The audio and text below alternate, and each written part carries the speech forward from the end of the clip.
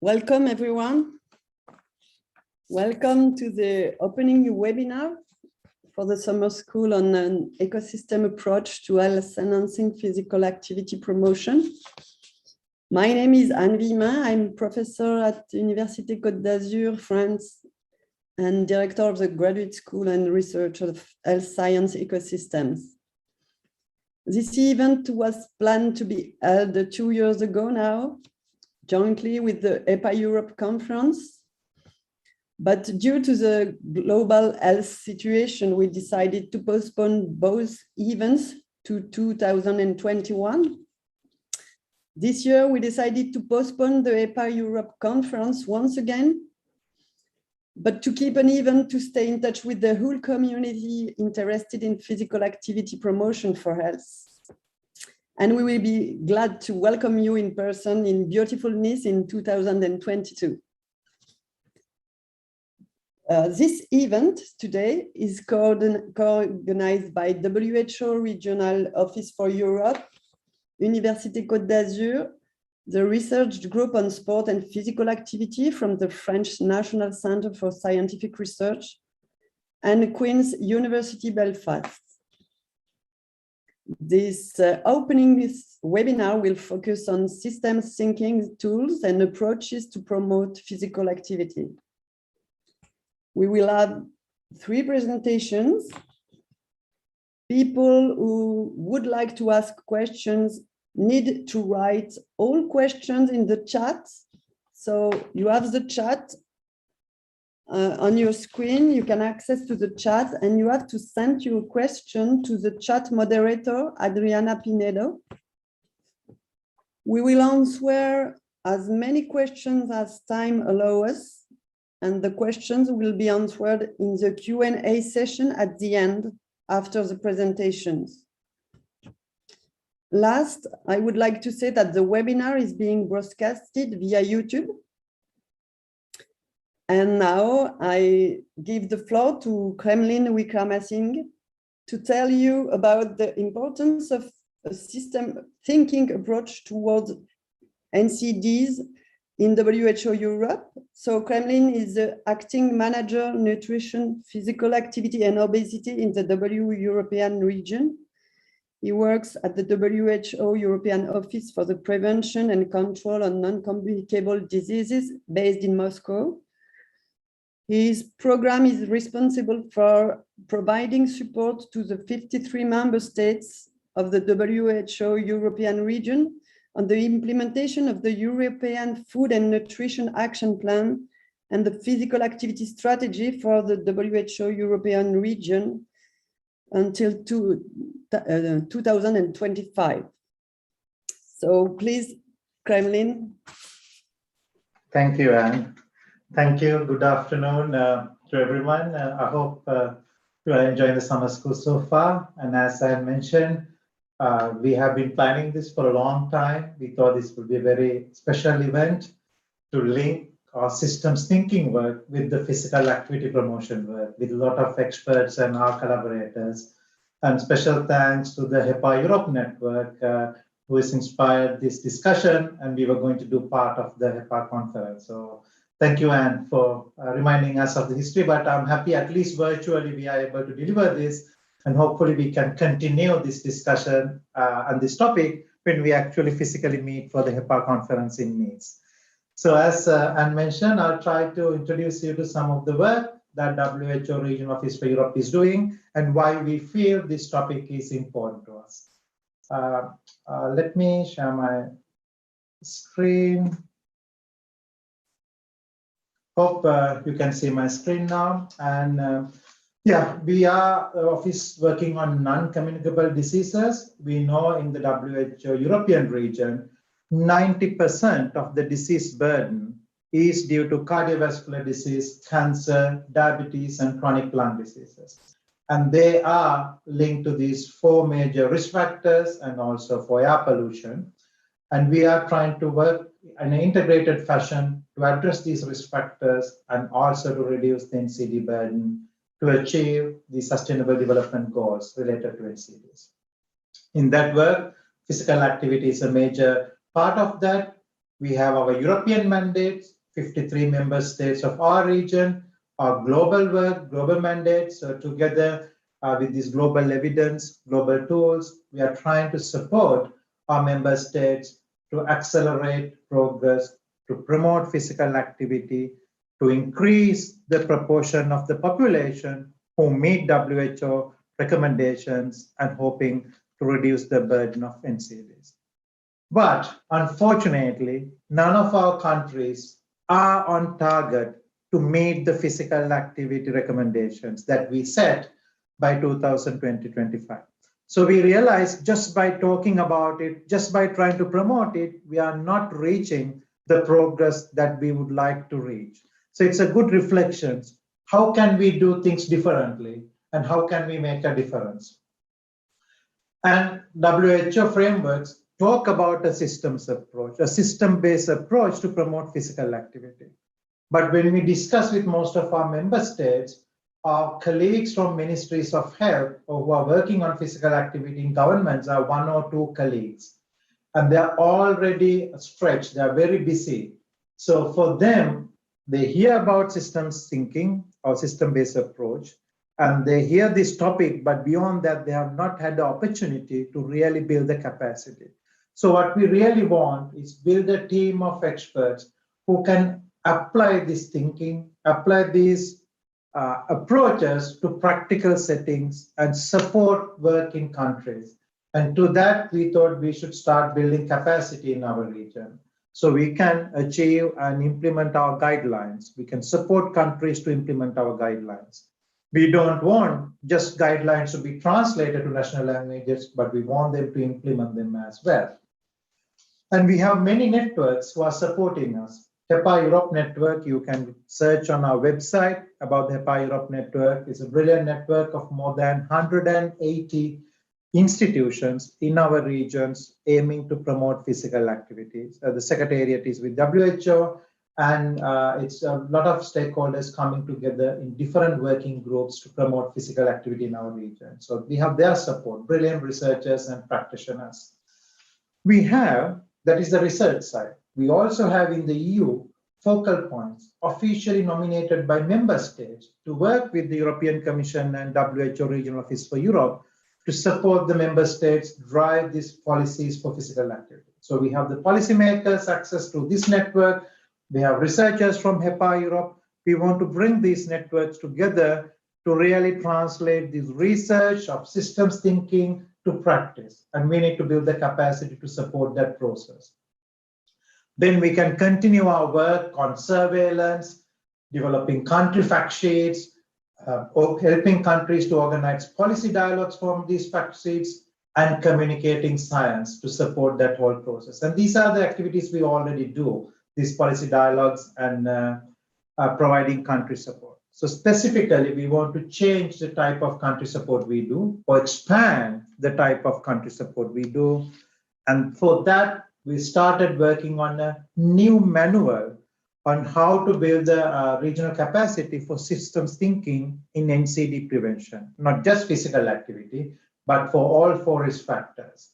And here we are developing a new manual. We are looking at, for each stage of policy cycle or different type of policies, what would be the most suitable systems thinking method you can apply, and how can you make that decision? What kind of aids could be available? So Dr. Tara Penny and other colleagues who are involved in this workshop have been working very hard for more than a year to develop this manual, and which we will pilot and publish soon. And that, applying the system thinking to policy cycle, we hope will change, at least introduce some changes to the way we work. And then you can choose the right method for the right policy and for the right policy stage. We think that at the moment, our colleagues in countries cannot navigate. This is too complex. They might only know one person who knows about systems methods. And that person might be familiar only with one method, and they try to apply that one method to any policy, physical activity policy promotion. But we want to broaden the horizons and let these physical activity colleagues understand this space more so they can make right choices when they want to implement this in their countries. That's why we are developing a decision aid in our manual, which will be published. So we are working on this.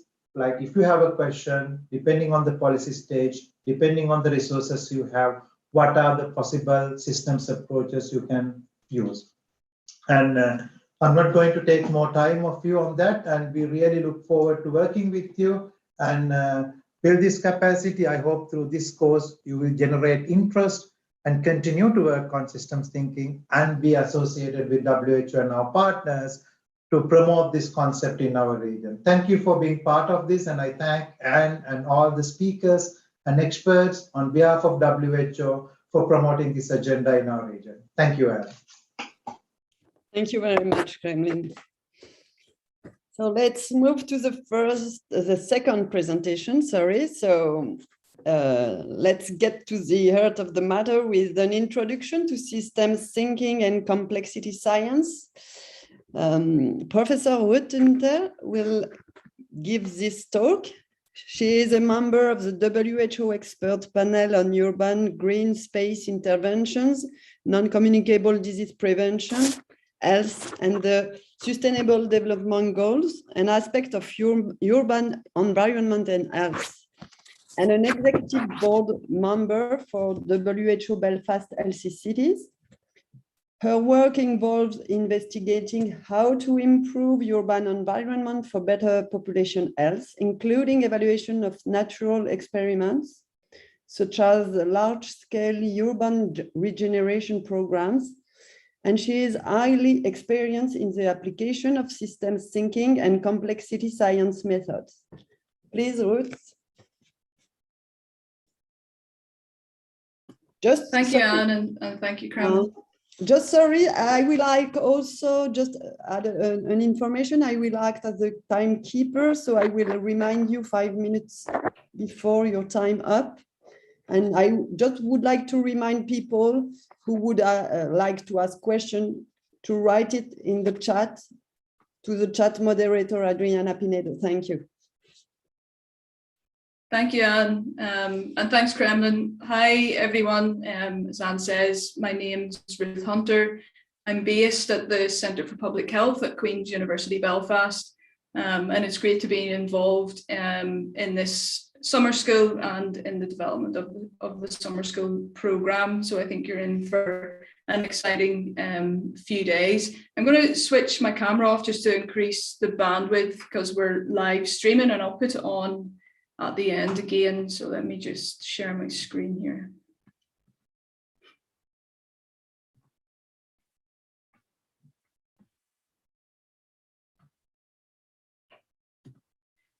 Okay, so hopefully you can all see that and will tell me if there are any issues and you can still hear me okay. So for those participants in the summer school who joined us this morning, this short lecture will serve really as a recap of the key aspects from the material in the pre-recorded lectures you would have reviewed this morning. And for those who are just joining us live streamed on YouTube, you're very welcome. This short lecture will provide a brief introduction to physical activity and complex systems, covering how we think about physical activity through a systems lens and what a complex system is. And we'll also cover some of the key concepts and terminology that will provide a foundation to build on through the rest of the summer school. And as you begin to navigate your way through systems and complexity science. And I also provide an overview of some core papers at the end, which will be useful for those who want to read and learn more on the topic. So I'll begin really where Kremlin left off and recap some of the core issues that physical activity researchers, policymakers, and practitioners are trying to address. So we know that physical activity has many benefits for physical and mental health, yet globally 23% of adults do not meet the WHO global recommendations for physical activity. This slide, the figure here in this slide shows country prevalence of physical inactivity in men. That's the figure at the top of the slide, and for women at the bottom of the slide in 2016. And the darker colours indicate higher levels of physical inactivity, and that means those not meeting the current recommendations for health. So we have a lot of work to do, as Kremlin emphasised. So how have these trends in physical inactivity changed over time? Well, the figures in this slide illustrated for Central and Eastern Europe on the left-hand side of the screen, and for the world on the right-hand side of the screen. And these particular figures show trends in inactivity. This is particularly for women from 2001 to 2016, and the shaded areas in those graphs show the 95% uncertainty intervals. We can see from these figures that the prevalence of physical inactivity in Europe is much lower than the rest of the world. And we can also see quite a stagnant trend with reasonably little reductions in physical inactivity prevalence over a 15-year period. And we can also see that this is a particular issue for women with higher prevalence of physical inactivity in Europe and particularly globally. And the figures for adolescents, physical inactivity are quite staggering, really. So 81% of adolescents do not meet the WHO global recommendations on physical activity. And the figures here show the country prevalence of inactivity for boys, that's the top of the slide, and for girls at the bottom. And the age group here are those aged 11 to 17 years. And again, this data is from 2016. And in terms of the colours, the yellow and red colours indicate higher levels of inactivity at over 85% to 89%, and then greater than 90% respectively. And if we look at trends in inactivity across time and regions for adolescents, the figure here illustrates the prevalence of inactivity among adolescents by sex and region in 2001 and 2016. The blue bars provide data for boys and the red for girls. Again, and I've highlighted here in particular Central and Eastern Europe, again, we can see a relatively stagnant trend with little change for boys or girls over 2001 and 2016. This really emphasises the points that Kremlin made in his earlier talk. So as Kremlin mentioned, the WHO, amongst others, are beginning to look at systems science approaches to help them achieve their ambitious target of a 15% reduction in global prevalence of physical inactivity in adults and adolescents by 2030. Creating active systems is one of the four cornerstones of GAPA, so that's the Global Action Plan for Physical Activity, illustrated in this slide. And it's looking really to create whole of government solutions for inactivity. And they argue that increasing physical activity requires a systems-based approach, as there is no single policy solution.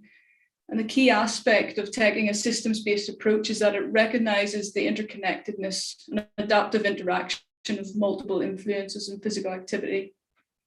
So such an approach really helps to show the numerous opportunities for policy action by different stakeholders to reverse the current trends in inactivity and how they interact on multiple levels. And the vision with WHO is to create and strengthen leadership, governance, multi-sectoral partnerships, workforce capabilities, advocacy and information systems across the sectors to try and achieve excellence in resource mobilisation and implementation of coordinated actions at various levels at international, national and subnational levels to increase physical activity and also reduce sedentary behaviour. But let's go back to how we typically define physical activity, which seems at odds with a systems-based approach. So physical activity is commonly described using the definition by Kasperson and colleagues in 1985. And that is, physical activity is defined as any bodily movement produced by skeletal muscles that results in energy expenditure. And this is also the definition used in the recent WHO physical activity guidelines. Now, those coming from a more systems thinking perspective would argue that this definition of physical activity is too centered in the biological aspect of human movement, which has many layers that interact dynamically and hence requires a broader definition that captures its complexity. And system scientists would then argue that the definition of physical activity needs to be much broader than energy expenditure and muscle contraction.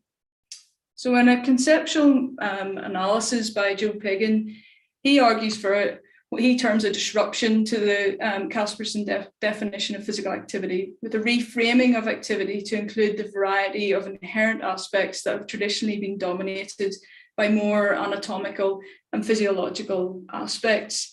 So he argues that moving away from a reductive, quite simplistic definition and towards complexity will help contribute to a deeper appreciation and more nuanced understanding of activity. And in his paper, he proposes a new, broader definition of physical activity towards that emphasizes the holistic, complex nature of it. And he explains how activity is inherently cerebral, social, situated, and political, as illustrated in the right-hand corner, the right-hand column of the slide here. And other colleagues have suggested the need for a paradigm shift towards a broader definition and understanding of activity, and the subsequent need for our recommendations and guidelines to also move beyond minutes and dose responses to reflect the broader cultural, societal, political, economic systems which impact the day and daily practice of physical activity. And these broader conceptualizations of physical activity will begin to help you think about the concept of activity through a more systems-oriented lens. And it is this broader conceptualization that you should keep at the forefront of your mind throughout the summer school and as you navigate your way through the systems science literature. So let me move on then to extend this a little bit and think about physical activity from a theoretical perspective. So this figure helps us to visualize physical activity as a complex behavior. The ecological model of theories, which I'm sure you're all familiar with in the literature, is depicted in the slide. And this is a paper by Professor Abby King at Stanford. It really emphasizes the personal, social, cultural, environmental levels of physical activity behavior and the interaction and interdependence between them. Now, those are terms you will hear again and again over the next few days. So complex systems tend to be heterogeneous in relation to the targets and contexts of change, non-linear with respect to the variables that contribute to the behavior. They're also unpredictable, they're dynamic, and they have elements that are interdependent with feedback loops, and we'll go into more detail about feedback loops tomorrow as part of the workshop. So we're beginning to see more of these types of models that move beyond traditional ecological frameworks that really begin to embrace complexity and in essence really highlighting the connections among the multiple level factors that are part of the causal web of physical activity. So let me move on to what is a system or a complex system. There are a number of definitions that are provided in this slide, and I'm not going to read through them, but what I have done here is highlight some of the common features in the text. So you'll see the terms that they comprise of numerous components or parts, and you'll also see the terms that these components interact or that they are interdependent. And these are some of the core features of systems and complex systems, and some of the terminology that you'll get to become familiar with over the next few days.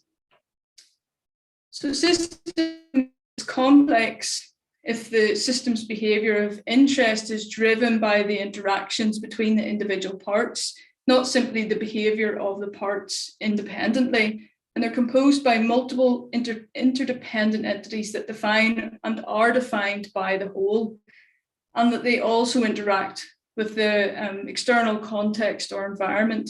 So an example of this, if we think of the flow of a traffic in a city, drivers decide what routes they will take in part in response to what routes other drivers choose. And at the system level or the city level, we then observe traffic flows and congestions and traffic jams that arise from the behaviour of and the interactions between all these different drivers. Now, systems can be classified in a continuum that go really from simple systems through to complex systems, with complicated systems standing in between. And in this summer school, we're really thinking at the far end of complex systems, but it is important to recognise the type of system that you're dealing with. And it very much depends on the type of system that you're dealing with, the different approaches that can be used to understand and act upon it. So in terms of properties, some of this is going over some of the material from earlier. So complex systems exhibit structures and order that arise from the interaction of their components and not from a central controller in itself.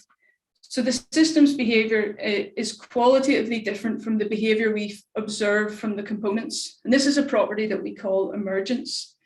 Complex systems are usually adaptive, and that means that they can modify their structure or their behaviour in response to changes in their external environment or context. Complex systems structure and function is stable to significant perturbations. And we've seen that, for example, in our cities, which have been able to survive and continue to exist with the severe disruptions that we've seen by the COVID-19 pandemic. Many complex systems are also non-linear, a term I used earlier, meaning that changes in internal or external drivers of the system's structure or function often do not generate proportional results at that system level. And finally, the current structure and function of a complex system is usually really heavily determined by the system's past. Now, these terms, say, you will hear used again and again, and they're fundamental to understanding a complex systems approach. Okay, so these are three core texts that the participants in the summer school were encouraged to read earlier. And for those who have just joined us, these are three nice introductory texts if you wish to read further. And I'll just review some of the core elements. So this paper by Harry Rutter and colleagues in the Lancet really emphasised the need for a complex systems model of evidence for public health. And the paper states that a complex system model of public health really conceptualises poor health and inequalities as outcomes of a multitude of interdependent elements within a connected whole. And he talks about, instead of us as researchers asking whether an intervention works to fix a problem, we should really aim to identify if and how it contributes to reshaping a system in a favourable way.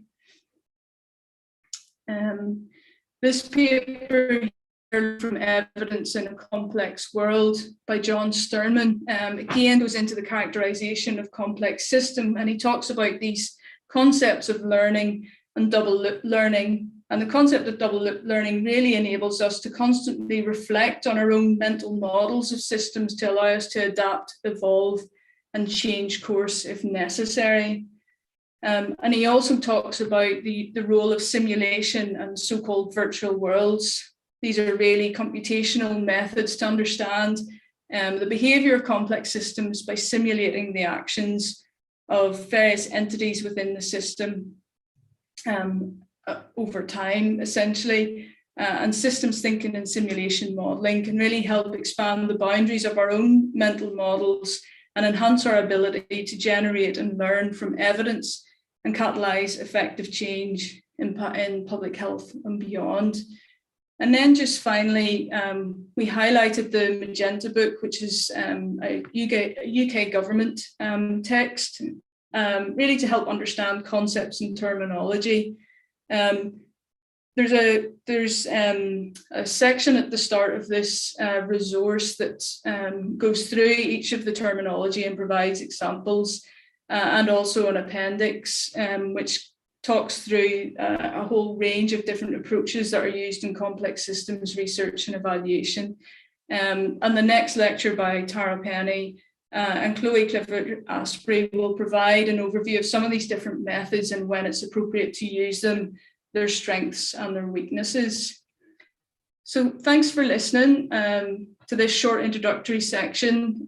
Just to give you a recap really of the various core elements covered earlier this morning and that you will need over the next few days. So happy to take any questions at the later Q&A session. Over to Anne. Thank you very much, Ruth. Perfect timing. So for the participant, just a reminder to send your question in the chat if you want, and you will answer it later.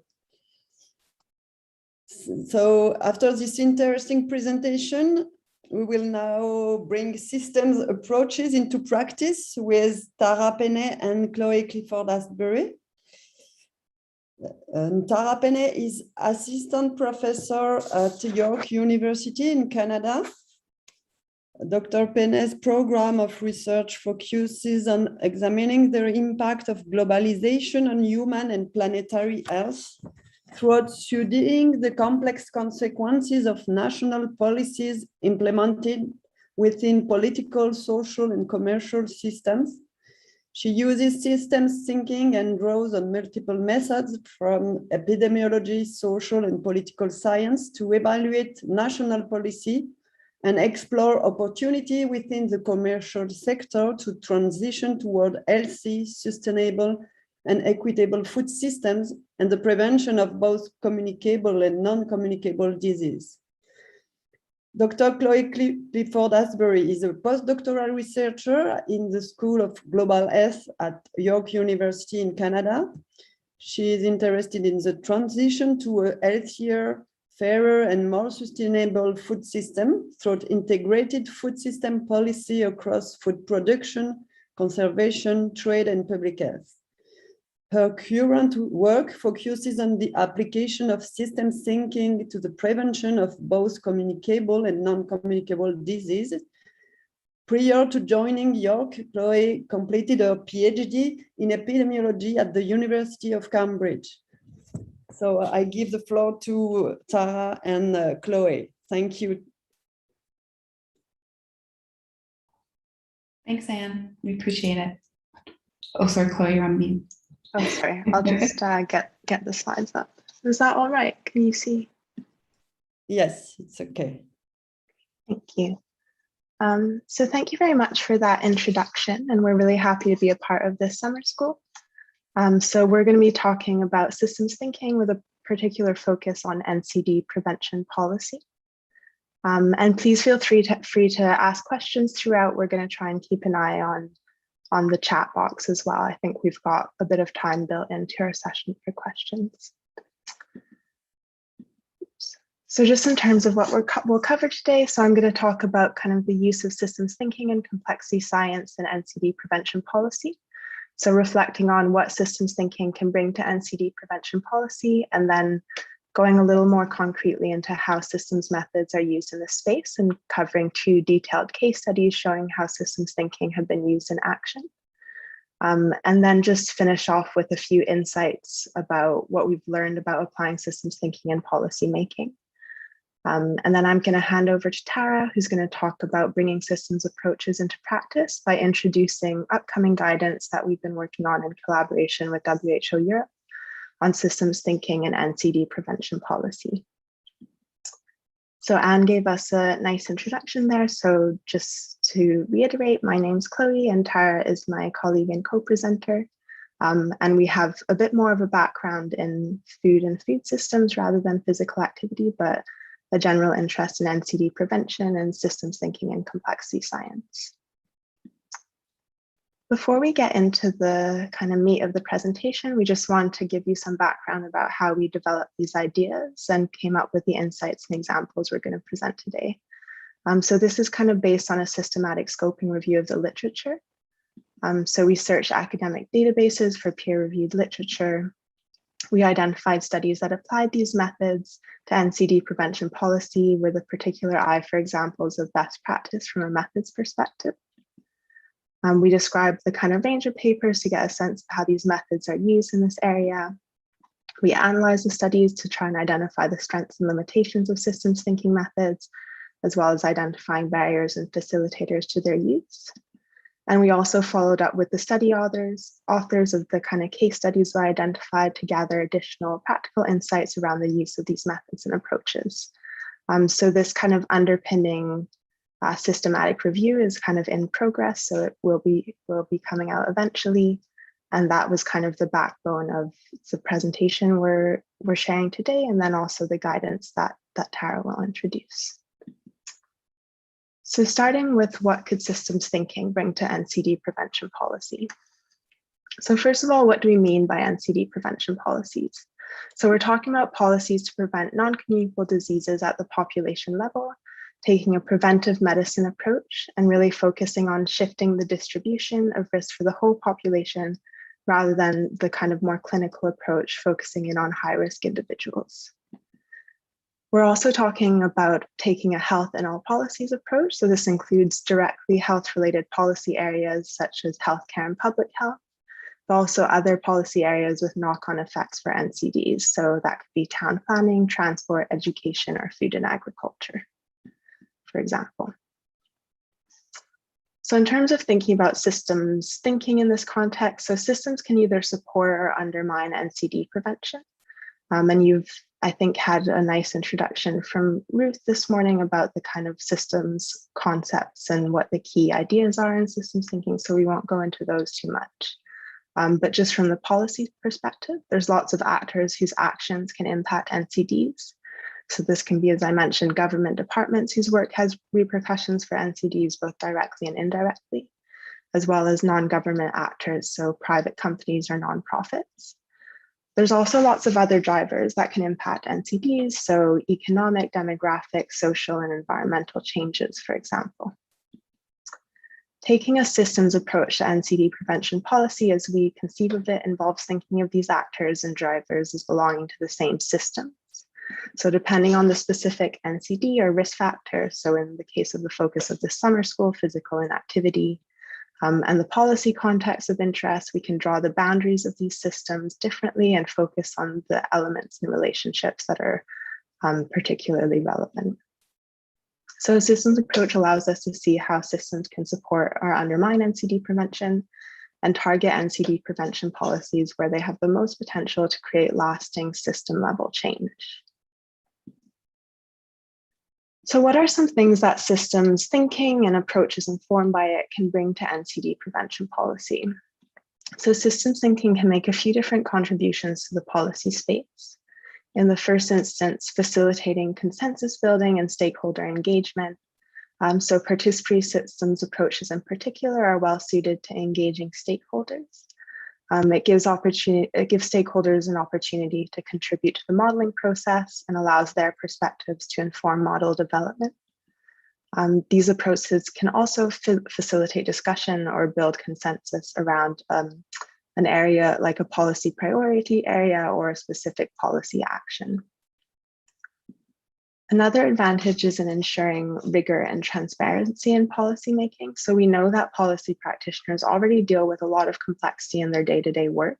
So they're balancing different aims and resources, networking with individuals and organizations who have their own interests and priorities.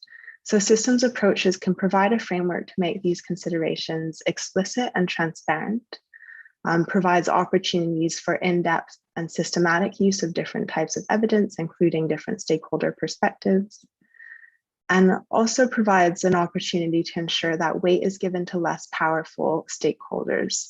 So for example, community members, particularly in the context of NCD prevention, where powerful actors might have substantial interest in policy outcomes. So these can be things like the alcohol and tobacco industries or the food and beverage industries that might be quite interested in the impacts of different policy decisions.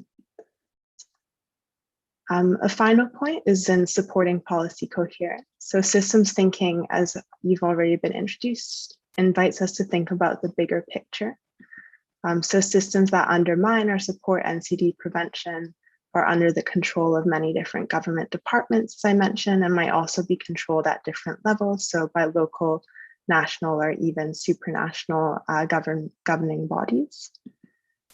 A systems perspective provides opportunities to think about how policies can be made more coherent and synergistic, and also provides the framing to allow actors that aren't traditionally aligned with health to understand where they can or might contribute to health outcomes.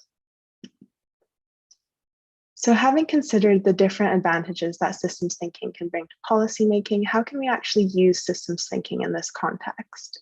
So one way is to incorporate the use of systems methods. So these methods are used throughout the policy process to gather and generate actionable evidence. So there's lots of different methods informed by systems thinking, complexity science. A few include causal loop diagrams, group model building, network analysis, system dynamics modeling, and agent-based modeling. In terms of thinking about how these different methods can be useful in the policy context, we have to think about the different kinds of work involved in policymaking. To do this, we found it useful to use a cyclical model of the policy process, breaking the process down into distinct stages. So we've used this, there's lots of kind of model, linear and cyclical models of the policy process. We've used this one adapted from a WHO report. So this includes 4 stages. The problem identification and policy analysis stage, which is about understanding the problem you're trying to address and looking at different policy options to determine which is most optimum. Policy development, which once you've kind of made a decision about the policy you want to implement, thinking about how you're going to get it, adopted, how is it going to work in practice, and then implementing the policy. And finally, monitoring and evaluating the policy to see how well it's being implemented and how well it's working as well. So we've identified different methods that have been applied to these different stages with more or less frequency. So some methods are more suited to different policy stages than others. Great, so moving on to how systems methods are used in this space, I'm just going to go through a little bit more detail of 2 case studies showing systems thinking in action in the kind of NCD prevention policy space. So the first case study is the Australian Systems Approaches to Physical Activity. So this is a project led by the Australian Prevention Partnership Centre. The project was initiated to deal with the problem of physical inactivity. So keeping in mind that, excuse me, physical inactivity is a key contributor to the global burden of disease and particularly to the burden of NCDs. That current levels of physical activity are relatively low in Australia, with only 43% of adults meeting physical activity guidelines. That the proportion of Australians meeting physical activity guidelines has not improved in over 20 years. So this is kind of a big problem and also has proved to be a bit of an intractable one where despite policy efforts, not much progress has been made. So in order to address this issue, the aim of the HEPA project was to develop a whole of system approach to increase physical activity in Australia, including mapping the current drivers of physical activity and understanding the policy landscape. So what makes this a systems problem? The HEPA project sees physical inactivity as a problem requiring a whole of system approach. So the physical activity system is operated by multiple sectors, agencies, and organizations. Physical inactivity is a complex problem that cannot be solved by isolated interventions.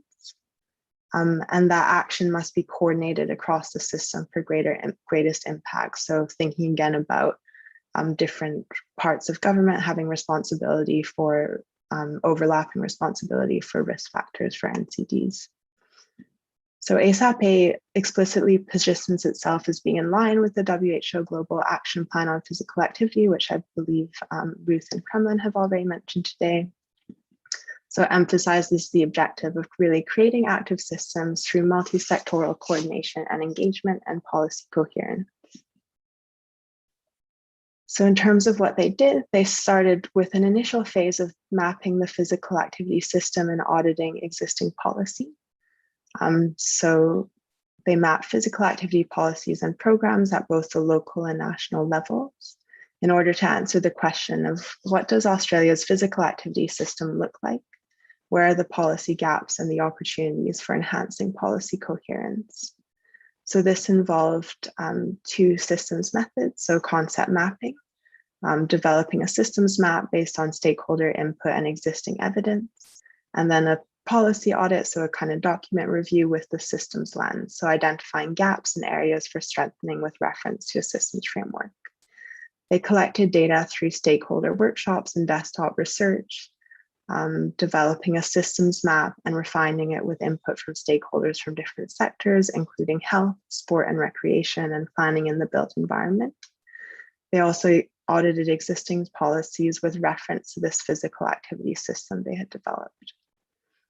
So in terms of the policy process, this phase of the work is really focused on problem identification, so understanding what the drivers of physical activity are in Australia and what the landscape of existing policies is. So the team developed this map of the physical activity system, identifying core influences on physical activity, including individual characteristics such as demographic characteristics, psychology, and physiology, as well as structural factors such as the physical environment and social norms. The map also situated points to intervene in the system, including the built environment and urban design, workplaces, educational settings, and sport and recreation. Finally, the systems map also situated more macro level determinants of physical activity, such as politics, commercial lobbying, and social advocacy, as well as the good governance, coordination, and knowledge mobilization seen as essential to a whole of systems approach. With reference to the system's understanding of the proximal and distal influences on physical activity and the relationships between them, a policy audit was conducted to identify opportunities for strengthening existing policies. So for example, there were a number of policies to support physical activity through the environment, creating spaces and places to foster physical activity. There had been little policy action on physical activity promotion through healthcare, workplaces, and educational settings. So work on Australia's whole of system physical activity approach continues, building on the understanding of the current policy landscape to develop innovations and monitor progress by identifying appropriate indicators to monitor progress and conduct evaluations, developing an integrated cross-government framework for action, testing the feasibility of new programs, and developing a knowledge hub to support the sharing of best practice on physical activity promotion. So these ongoing projects will cover the remainder of the policy process, moving through to developing and implementing policies and monitoring and evaluation. So why was a systems approach useful in this particular context? It facilitated cross-sectoral engagement on physical activity, engaging stakeholders and sharing knowledge and promoting partnerships. It emphasized coherent and coordinated policy action. It identified leverage points for policy intervention. The second case study is the Salud project, so Salud Urbana en América Latina, urban health in Latin America. So the problem this project was seeking to address was kind of high levels of inequality in Latin American cities, including health inequalities among residents and exclusion from city life and essential services for some. Accelerating urbanization and increasing inequality, which makes urban health a key priority in Latin America. In terms of the aims of this project, it was aiming to develop a better understanding of how the social and built environment impacts health and well-being in Latin American cities. So what makes this a systems problem? Salud sees cities as complex systems, so there are dynamic relationships between urban environment, health, and environmental impact. They see policies to promote health in cities as unfolding in complex systems. So modeling policy impacts must take this into account, and different impacts can evolve over or emerge over short, medium, or long-term periods. They particularly focus on two subsystems with key ties to non-communicable disease, each with many interconnected factors. So they looked at the food systems, including access and promotion, environmental impact, social and behavioral factors, and diet and health, as well as the transportation system, including environmental impact again, social equity, and health as well in terms of physical activity or inactivity, air pollution, and injury. So the first phase of the work involved participatory systems modeling. The question they were trying to answer was, how do urban food and transport systems work, and how do different stakeholders understand them? So to answer this question, they used a method called group model building, which is a participatory approach to system modeling, with stakeholders from multiple sectors participating in interactive workshops. They conducted 3 participatory modeling workshops in Peru, Brazil, and Guatemala, involving over 60 stakeholders from different sectors. So this included stakeholders from policy and government, as well as industry, community organizations, and civil society and academics. They challenged participants to think outside their area of expertise and consider how food and transport systems interact and conjointly impact health. So in terms of the policy process, this phase of the work was focused on problem identification, so understanding the urban food and transport systems and how different stakeholders perceive them. The workshop provided an opportunity to develop a systems map shown here of food and transportation systems in Latin American cities. So this was based on the 3 different workshops in different urban contexts, which was then kind of combined into an overarching systems map. This systems map allowed links between the transport and food system to be identified. So for example, as the size of the region increased through urban sprawl, the availability of fresh and healthy food decreased. Meanwhile, increased road traffic congestion decreased the amount of time residents had available, while better public transport options increased it. With more time available, residents could engage in more health-promoting behaviors such as home food preparation and physical activity. They also identified feedback loops between variables within the system. So for example, stakeholders identified a reinforcing loop, which was labeled industry lobbying, where higher consumption of ultra-processed food increased the funds available for industry to promote its interest. This in turn allowed industry to lobby government more effectively, making government less likely to implement effective policies to reduce ultra-processed food consumption, leading to ever escalating consumption, so that reinforcing feedback loop dynamic.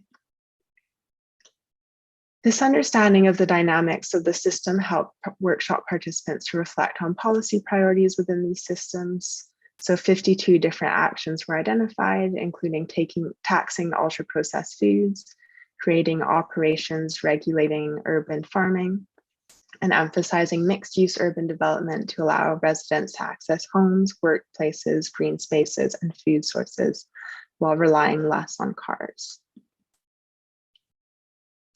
So they're currently working on the next phase of the project, which involves agent-based modeling. So the understanding of how the urban systems worked, which was developed through the participatory modeling workshops, was used to inform this phase of the project. So in order to answer the question of how might different policies impact health and the environment as they unfold in the complex systems of different Latin American cities, they carried out agent-based modeling. So this is a systems method modeling how different agents, so in this case, citizens of these different cities, act depending on their characteristics and those of their environment.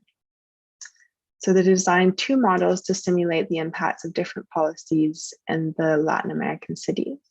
So one based on the context of Mexico City, asking how might policies targeting ultra-processed food consumption impact the food purchasing selection of women shopping for their household. So they're in the process of modeling policies including taxation, advertising, and warning labels on food products. The other model was based in the context of Bogota, asking how might transport policies impact the mode of transport chosen by commuters.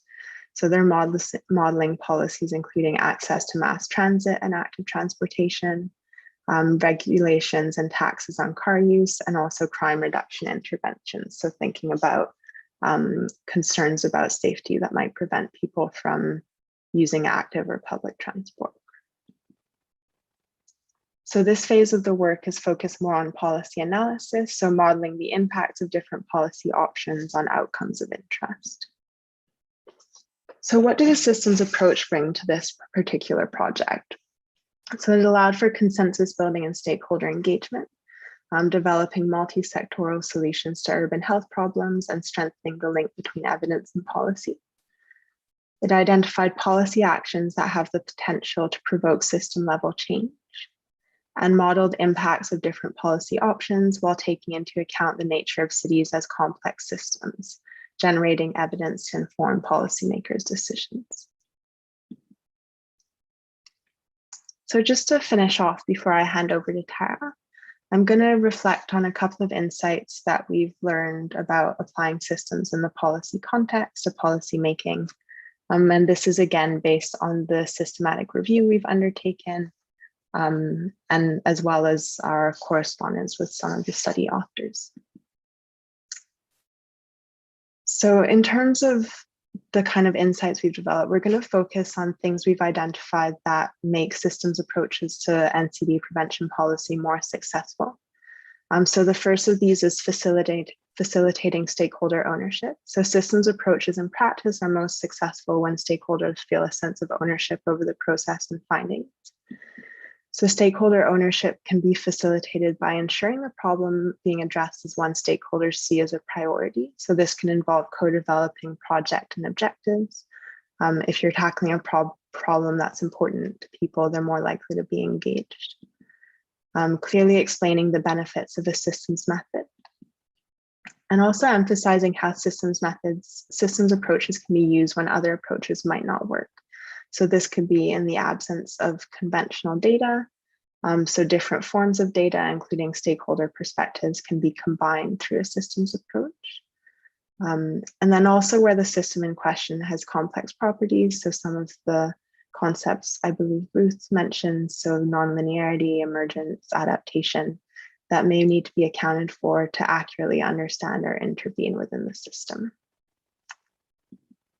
The second kind of insight around dimensions that facilitate the use of these methods is on really thinking about communicating the process and the findings. So communicating process and findings clearly can be key to using systems thinking in practice. So it helps to get stakeholders on board with the process and evidence and facilitates evidence-informed policy action. So we've thought about the kind of communication dimension in two different ways. So first, about transparency, so engaging stakeholders in the actual research process. So this can be done through participatory methods such as group model building or community-based system dynamics. We've also thought about interpretability, so presenting findings in a user-friendly way. And we found lots of examples in the literature of how different projects had done this. So just a few examples would be kind of a small system dynamics model, focusing in on key elements and relationships of relevant specific stakeholders. Some projects developed interactive platforms to simulate different policy scenarios and their impacts on outcomes of interest. So it could be kind of a website or a piece of software where stakeholders could come in and kind of click, oh, well, I want to implement X or Y policy. What will happen to different health outcomes or economic outcomes that I'm interested in? Another approach was developing life stories, so illustrating how different individuals might move through a system and what the consequences of the system's dynamics would be for them. And then finally, we also saw some rich pictures. So these are images that represent key elements and relationships within a system that need to be considered when intervening within the system. So I just want to show you an example of a rich picture that we found in the literature. This is from a paper by Compton Davidson. So this is an example of a rich picture developed based on ethnographic field notes, which were analyzed with the systems lens. So the rich picture aimed to present the experience of health promotion practitioners delivering a childhood obesity prevention program. So their experience when trying to use an IT system designed to monitor program delivery. So it uses kind of this kind of comic book kind of aesthetic, and then also some kind of visual metaphors. So you can see the kind of snakes and ladders board game kind of thing to show, you know, the potential pitfalls you might encounter when trying to report using this IT system. So this image was then used as a tool in a workshop with policy level program administrators to try and communicate user experience of the system and spark conversations around how the system could be used. The final insight we had was thinking about accessibility and inclusiveness. So one of the key benefits of participatory systems method is including multiple perspectives. So in order to try and get the most from this aspect, it's worth thinking about accessibility. So depending on the context, you can consider asynchronous approaches, so interviews rather than workshops, for example. These can be useful to accommodate different schedules, or also participants who might be silenced by the presence of other stakeholders. So if you have different power dynamics within and between your stakeholders, this can be worth considering. And then also thinking about online approaches, which also have their challenges, but which are definitely something in development. So in considering these, it's worth thinking about sort of digital literacy, access to kind of devices, internet connections, that kind of stuff.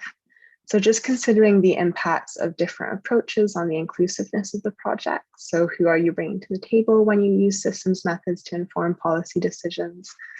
And then what are the advantages and drawbacks of different approaches? So how much depth of insight are you getting versus, the time commitment people are able to make? And then the costs and benefits of synchronous workshops. So obviously can be more resource intensive or difficult to organize, but can be a kind of richer, more collaborative process. So just worth thinking about your specific context and what makes most sense. So I'm just going to hand over to Tara now to talk about bringing systems approaches into practice. Great, thanks very much, Chloe. I just thought I'd pause there maybe just for a second and ask if there are any questions about that before I launch into our next topic. Questions are only in the chat, and we will have a session after at the end of the afternoon. So all the questions are written, and then we will answer it later. Sure. Okay, that sounds good. Thanks, Anne. Thanks for clarifying that. Okay, we can move to the next slide. Great. So as Chloe mentioned, we completed a systematic scoping review that helped inform most of the insights and the landscape of the literature around using systems thinking, systems approaches in NCD prevention policy. And part of the learnings that we gained from that, we're also using to expand on that topic a bit in collaboration with WHO Europe. So the intent is to develop some guidance that can help build capacity around the use of some of these approaches and in different contexts, given that there's a massive range of different approaches and methods that you can use, as Ruth suggested as well. So the intent is really to focus on methods in practice or in action. And so we're presenting systems thinking in a really applied way. We're providing accompanying case studies at the level of detail similar to what Chloe presented to us for those two examples. We're also trying to embed a little bit of decision support. So as you can appreciate, given that systems thinking, complexity science is a very broad area and its application to concerns around population and public health are relatively early stages, it can be a bit overwhelming what to focus on. So we're trying to develop some decision aids for that I'd like to share with you as well. And then as part of that process, we were interested, of course, in presenting to folks like yourself that are undergoing training in different levels of career stages and to practitioners as well that will hopefully get some use out of additional guidance.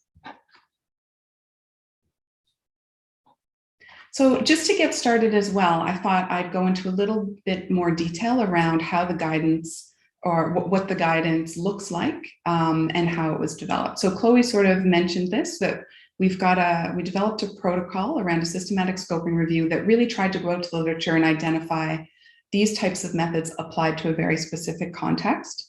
That was because we wanted to drill a little bit more deeply into the methods. We've completed a review that's now completed the review, and now it's under review. Chloe, if you want to hit the button again and again, actually, you can hit it again.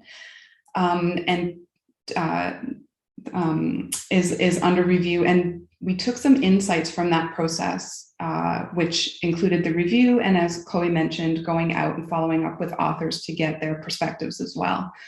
And some of the really key motivators for the guidance were that we recognize that the field is really growing and evolving quite rapidly. Researchers and practitioners alike are really interested in what these methods and approaches have to offer. So we have things like the summer school that are starting to emerge that are focused specifically on the use of systems thinking in different health-related contexts. And people can see the commonality of values between the challenges that we faced in public and population health and the types of sort of conceptualization of problems that you can find in the systems thinking and complexity science literature. Systems thinking also involves a range of approaches. Ruth sort of mentioned that, and methodologies, which are overwhelming.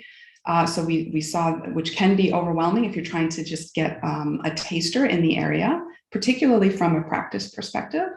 And the next point is that it can be challenging to know where to start from a practice perspective for that reason. So what are the types of methods that are actually being used in prevention policy or related to NCDs?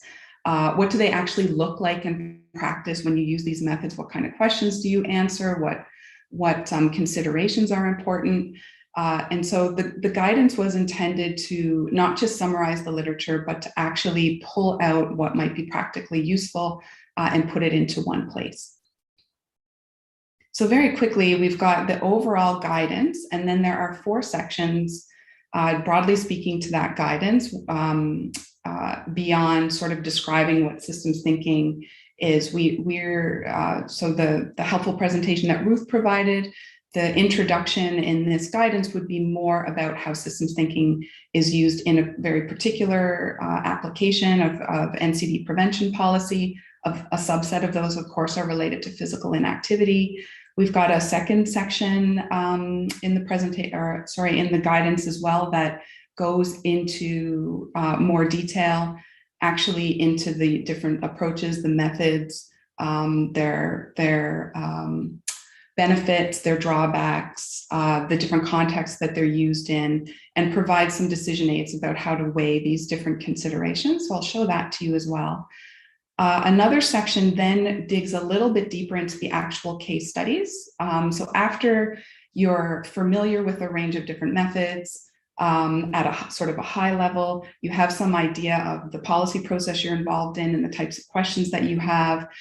You might be more interested specifically in a particular method, so you can dig a little bit deeper into that method. So the case studies are provided in the guidance as well to give you that opportunity to dig a little bit more into the actual method and how it was done, and the reflections from the authors in terms of what it was like for them to use these kinds of approaches in their particular context, in their health specific context.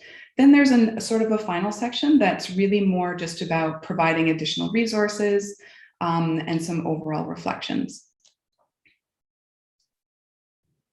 So to start with that section, that second section, when you're trying to bring systems approaches into practice, particularly around the decision aid, the first section of that part is really about helping to ask the right questions. So we know that systems approaches are varied. They answer a range of questions. You got sort of a flavor of that even from just the 2 case studies that Chloe shared with you.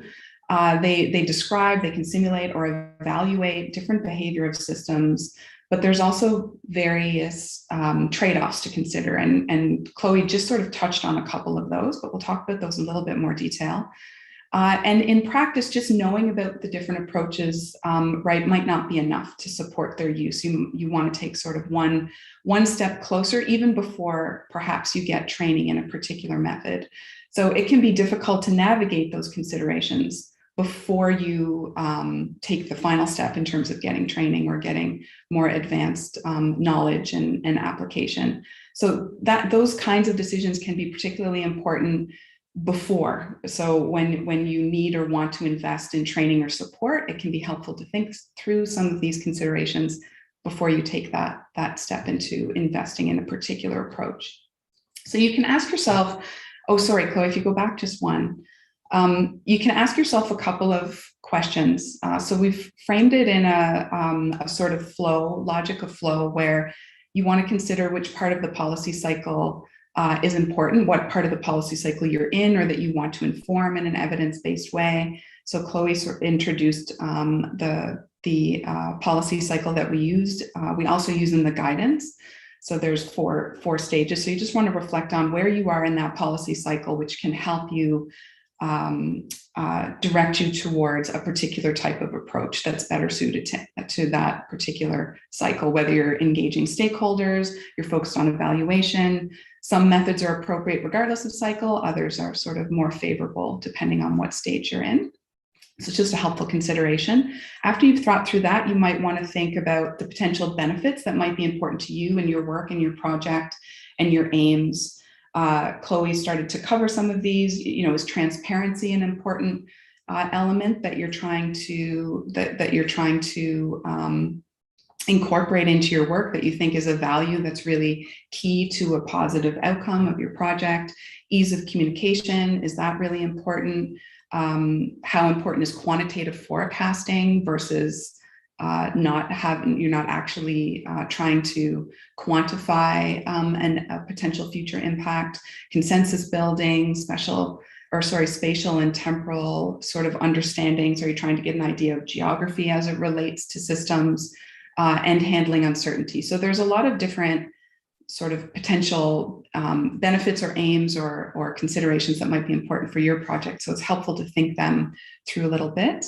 And then what level of resource do you have available to you? What kind of considerations, and from a financial, data, et cetera, resource perspective, what limitations do you have? What do you have to work with? So time and cost will vary considerably depending on the approach, the amount or type of data that you require for different approaches as well.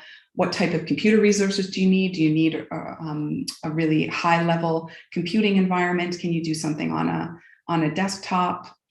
Methodological expertise, does it require really specific additional training? Is it quick training? Is it years of training? What kind of background might someone need, for example?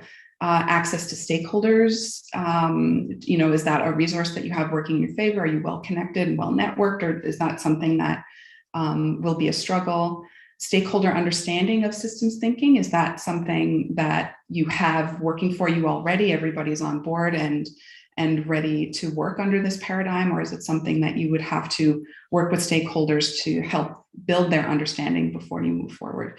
So just some of these questions, asking yourself and your project and your colleagues these questions before trying to make a decision around a particular approach.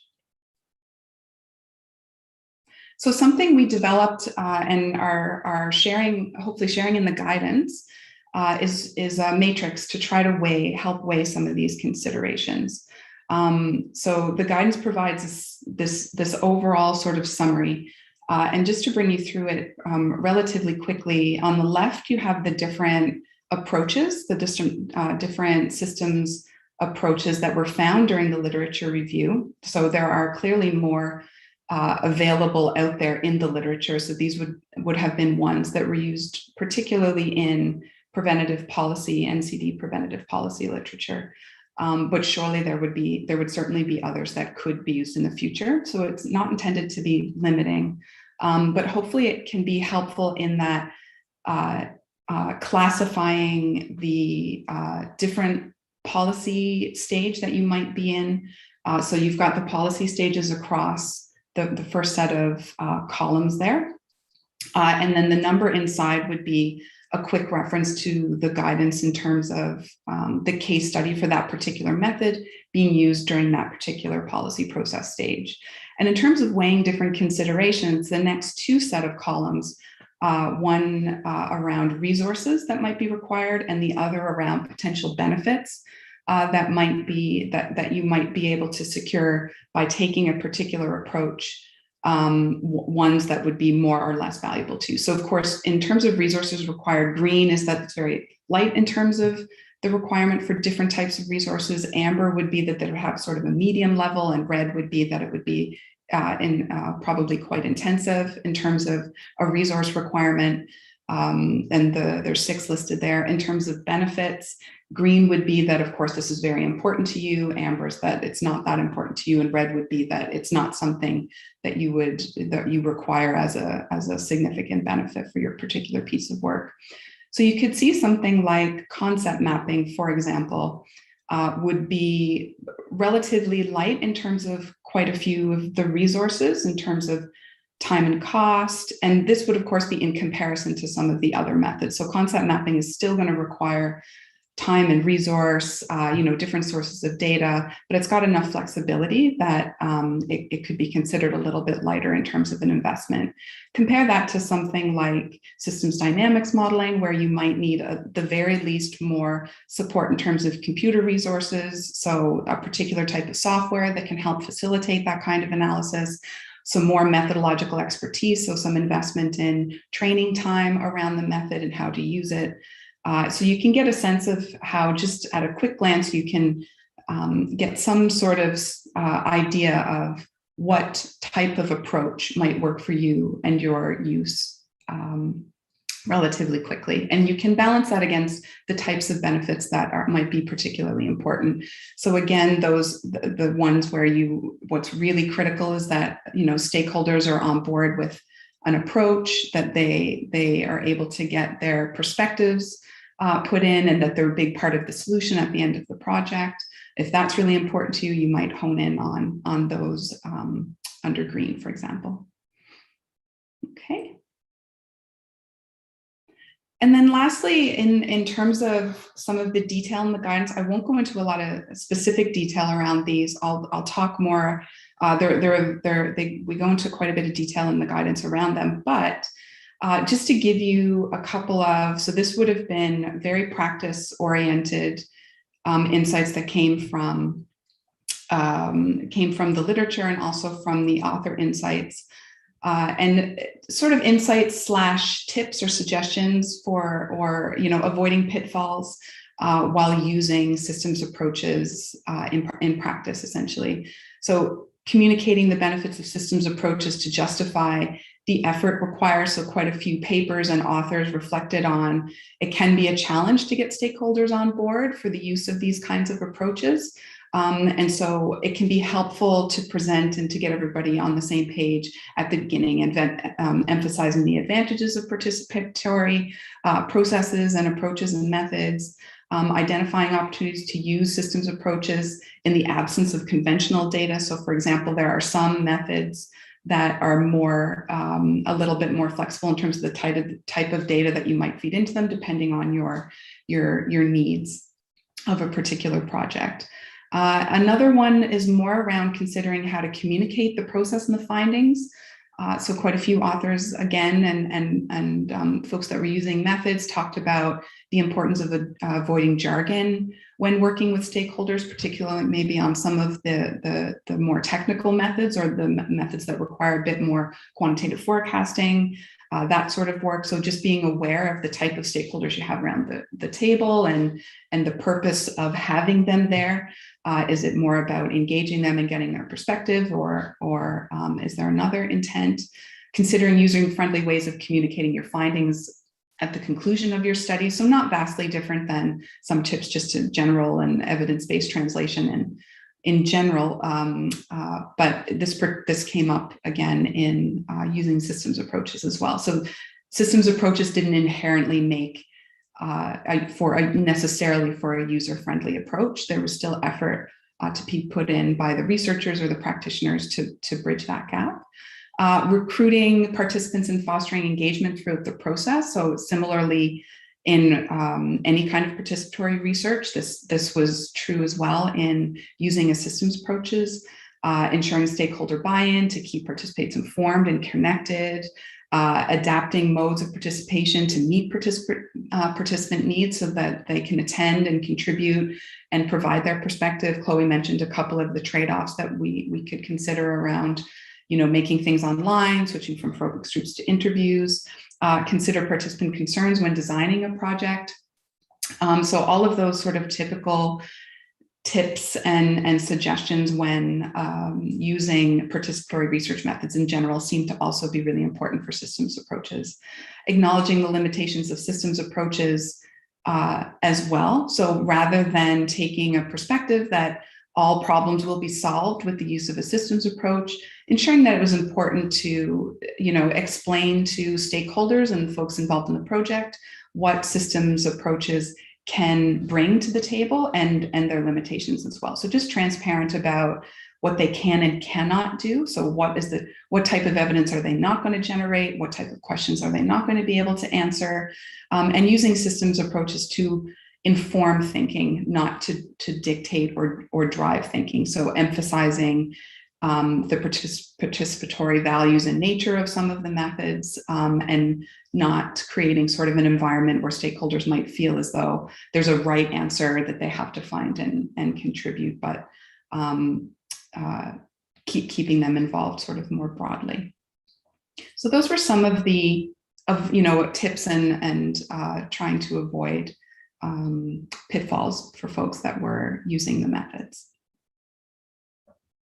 Then the next section, as we mentioned, in terms of what we present, is more around case studies. So this is more at the level and depth of the two case studies that Chloe presented earlier. So there's 18 case studies. It's across 14 different types of systems approaches that we identified. And they do cover the 4 different policy process stages as well, although policy implementation, not as heavy a coverage. That's just a reflection of what was available in the literature. But there is a whole section that provides the in-depth case studies.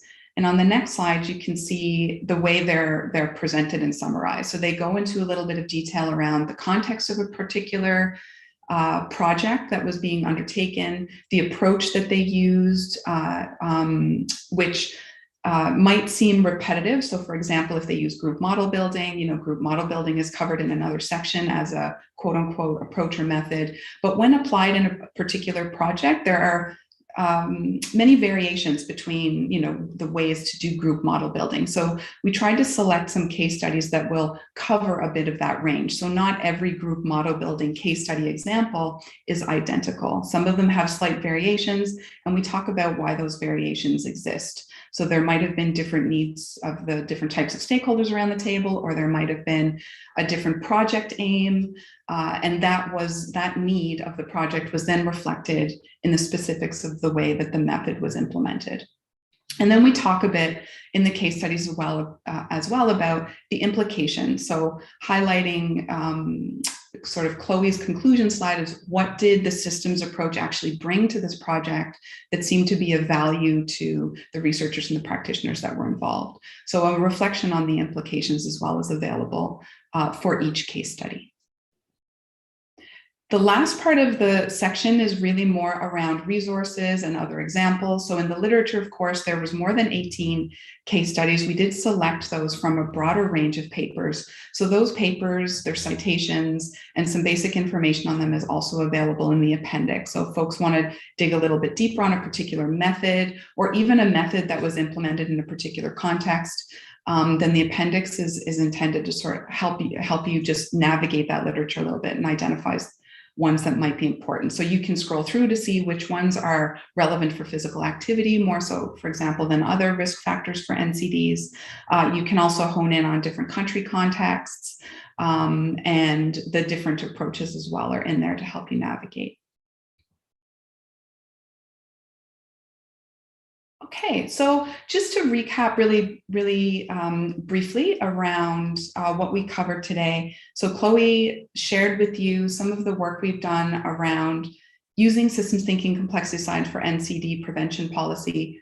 We wanted to focus on how this is done in practice in the literature to try to get a sense of, or start to take a step forward in terms of best practice and using the approaches and methods. Something we learned from that process was that there's which we sort of knew in advance, but we were impressed to see the broad array of systems thinking approaches that are being used in NCD prevention policies. So physical activity, obesity, food-related dietary risk factors for NCDs.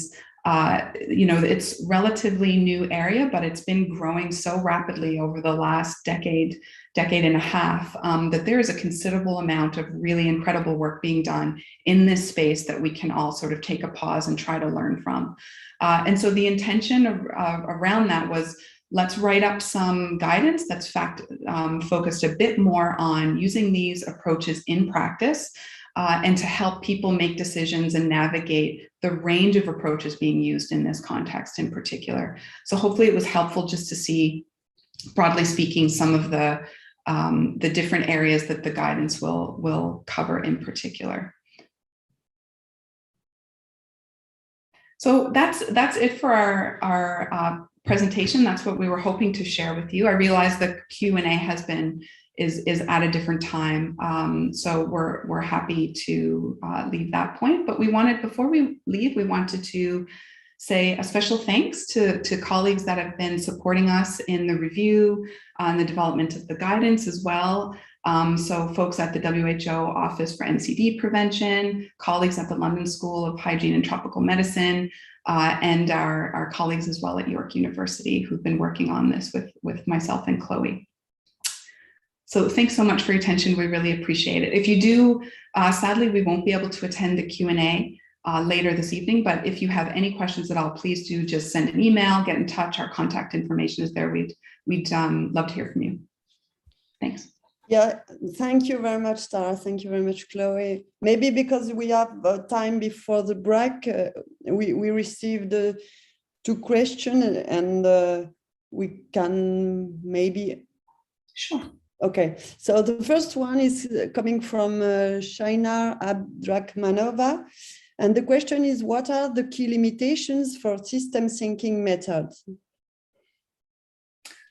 The key limitations for systems thinking methods? Mm-hmm. Yeah. That's a great question. That's actually probably the question to ask. So like any research method, every research method are going to have a different set of limitations. There's a broad range of methodological approaches under the umbrella of systems thinking and complexity science. So each method will have slightly different limitation set. If you take something like, let's say, concept mapping as a systems method, which is quite an accessible systems method for engaging stakeholders and getting different perspectives around the table to get buy-in, to get an understanding of the system from multiple perspectives, for example. That would have a lot of values. We talked about some of those values.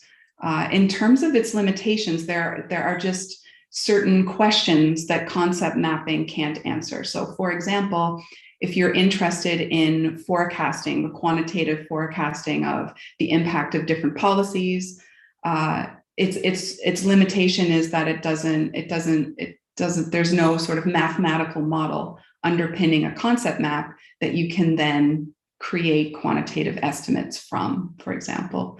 So I hope that sort of answers your question broadly. Chloe, did you want to add anything to that? I apologize. They're testing the fire alarm in my building, so sorry if there's annoying beeping. But just one that was kind of an overarching one across different systems methods was kind of thinking about that these methods aren't kind of like magical in a way, that even though they're an attempt to try and encompass more complexity than maybe kind of conventional linear models. So for example, some of the quantitative modeling approaches of agent-based modeling and system dynamics modeling, they're trying to add a little bit more realism and representative of a kind of complex system than maybe conventional models, but they're still excluding some complexity. So it's still a model and the whole world isn't in it. So kind of recognizing that and recognizing that there's still decisions being made about what you include in your kind of representation of the system and what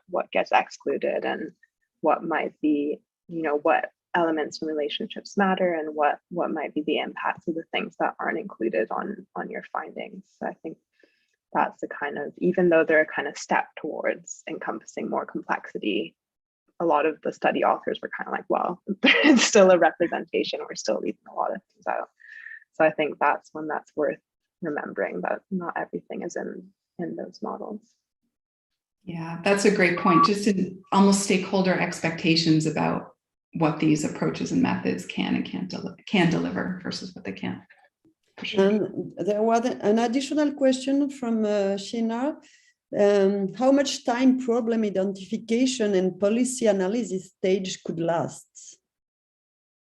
Oh, how long? Ooh. Great question. I think, I mean, generally speaking, that problem, my understanding, that problem identification policy analysis stage includes everything around needs assessment. So it would be all the primary research done to identify a health issue, to then, highlight that it's important, all the way to modeling different potential policy scenarios. So depending on the health issue, it could be decades and decades and decades, or 100 years, or it could be, if it's something like this pandemic, it could happen really, really quickly. Like, ooh, we've identified an infectious disease, it's spread this amount, it's spread, it has spread within community, it's spread within country, it's spread between country, it's a pandemic, shut everything down. So in some instances, I think it can be quite fast, that stage. And in other instances, like an issue of poverty, for example, to try to take or move forward policy action on poverty and its implications for a range of different risk factors in health, that can, people, I'm sure folks that study that areas would argue that we're still not advancing very much in terms of from that first policy stage, depending on different country contexts, et cetera. But great question. Chloe, did you want to add to that? Yeah, no, I totally agree. I think it's coming like the interface of policy and research as well. There's kind of the research side, which takes, the time it takes. And in the policy context, they do research in a different way than we do in the academic context. But then there's also that political kind of stream of, well, of how urgent a problem it is, how quickly do policymakers feel the need to make a decision. So I think it can be really variable of whether it's a kind of long, a new piece of legislation can take years and years to figure out, okay, what are we trying to address? What decisions are we going to make? Whereas if it's something really pressing, it can take almost no time at all. So I think, yeah, all the policies that have been implemented during COVID is a good example. Okay, thank you. We have another question from Sheena Ramazzano. So she wrote she is keen on looking at a system approach to empower youth of ethnic minority to adopt healthy lifestyles in diabetes prevention. However, she is not competent in specific models like systems dynamic modeling or agent-based modeling, as she is wondering if there will be working groups that they can tap on for support after the summer school. So do you have any recommendation or network? Okay. Right. So in terms of taking it to the next level and getting training in a particular method, that's the question, Anne, do you think? And I think to exchange or discuss, to have yes, people to help develop the method. So just do correct me if I've misunderstood. So I think actually this afternoon, is it this afternoon or throughout the summer school, you'll be introduced to the use of some methods. I think Ruth is part of that, Leandro, Steve Allender, that you'll be exposed more to like how to use and act, like some of the actual procedures and techniques and specific uses of some selected methods. I think systems dynamics modeling is one of them. Ruth can correct me.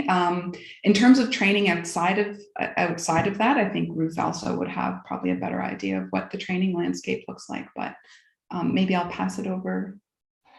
I think she's looking for support to use all these methods. So maybe Ruth, you want to say something about that, or is there an association or a research group or who can support people who want to develop such methods? In general, if I could just add, in general, it will depend on the method. So there are a range of methods. So Chloe introduced a couple that are a range and went into detail on two, but systems dynamics modeling, concept mapping, network analysis are all sort of different methods, and some folks might specialize in particular areas and the use of those methods, and certainly they would provide training. So I'm sure Ruth has some suggestions. Yes, sorry, I was having trouble unmuting my mic there. So that's a good question, and the next few days we'll certainly introduce you to group model building and also to causal loop diagrams. But as you've heard over the last hour or so, there are numerous other methods. So we can certainly put together a short resource pack that we can discuss in the last session, maybe, Anne, where we can signpost you to different online resources and also different training courses. And there are also other networks out there. So, for example, I'm involved in one funded through the UK Prevention Research Partnership, which is very much focused on capacity building for agent-based modelling.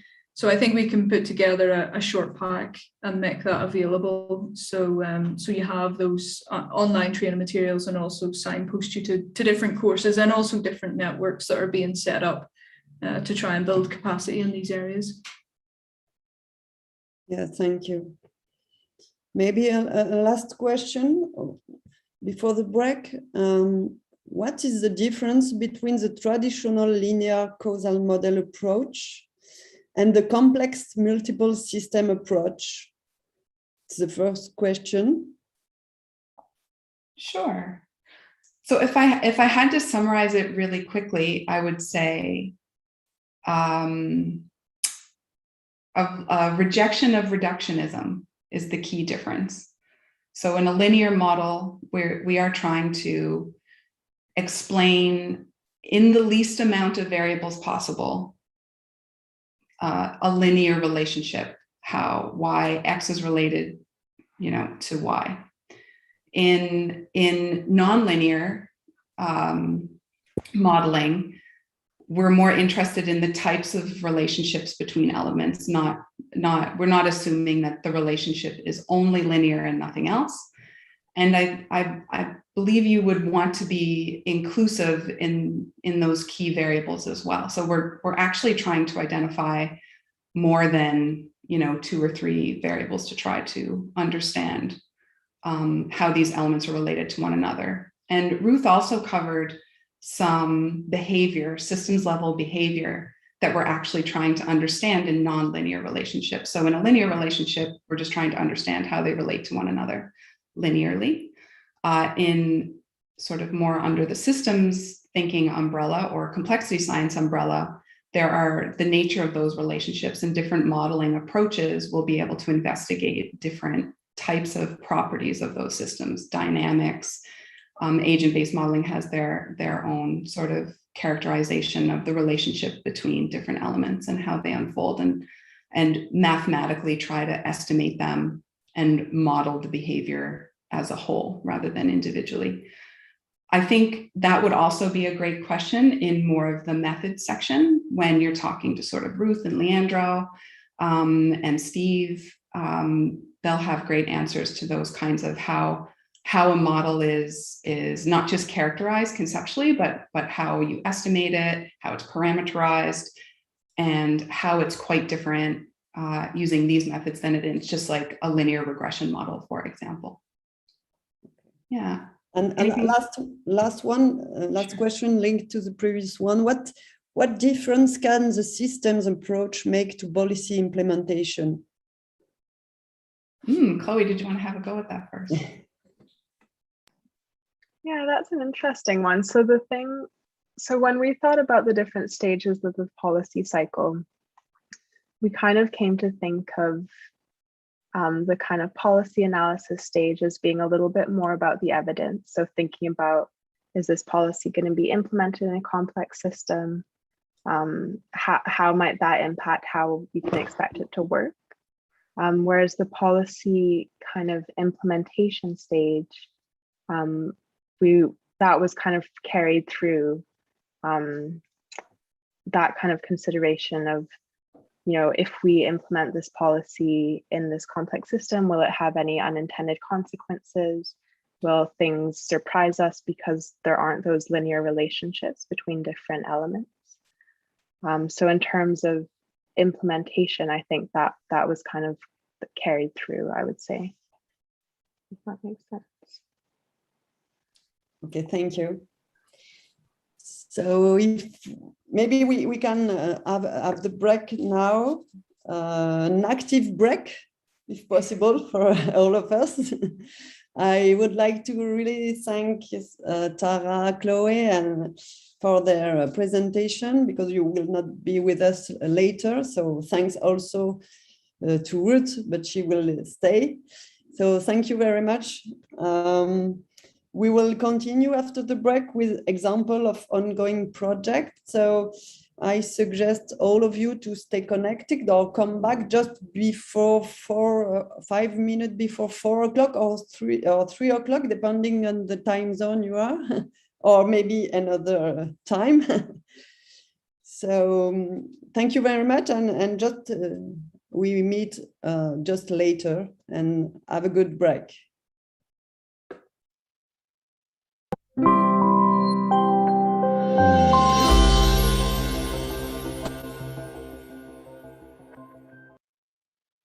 So you can lift your arms up and reach up as high as you can. Maybe take an inhalation here. And exhale, lower your arms. Good. Now inhale, lift your arms. Lower one arm down and reach the other arm to the side, maybe feeling a stretch on the side of the body. Lift both arms up again and to the opposite side. And just do this a few more times, lifting one arm, one side, opposite arm, opposite side, as fast as it feels good for you. Very nice. One more round. And let your arms come back to the center. Shake your arms a bit. Now bend your elbows to make sure you won't slap anyone with your hands. So you will be turning your torso a few times to one side and the other. Make sure to continue breathing here. And come back to the center. Begin to walk. Move your arms as you walk, as much as you want, as much as you can, maybe. And you can walk slowly, or you can start increasing your pace a bit. Maybe just a little. Make sure you continue breathing here. And last few steps here. And you can stop again. Now lift one knee and touch it with the opposite hand and back. And the other side. Continue. If you want to challenge your balance, you can do it very slowly. If you want to challenge your heartbeat, you can do it much faster. A few movements here. Continue breathing. Maybe you want to increase the pace a little bit for the last one. You can even do it a bit more jumping. Last few steps. And back to the center. Good. Shake your legs. One leg, the other leg. Good. Lift your arms up. Inhale.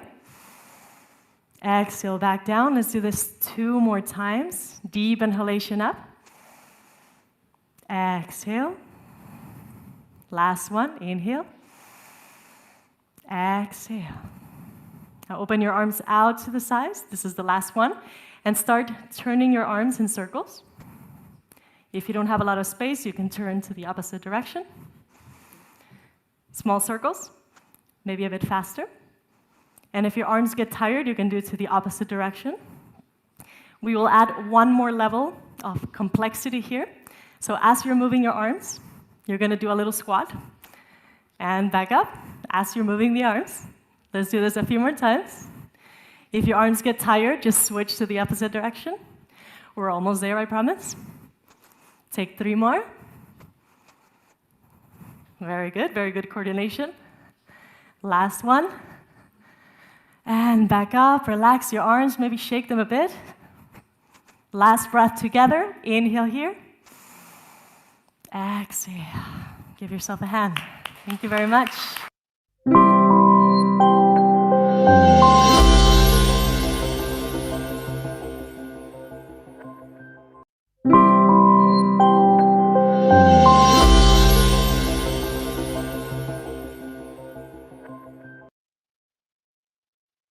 Relax your arms by your side. And let's start by taking one full breath together. So we take a deep inhalation and a long exhalation. Now you can move your shoulders back, rolling them. See if you can stand tall with your chest a bit lifted.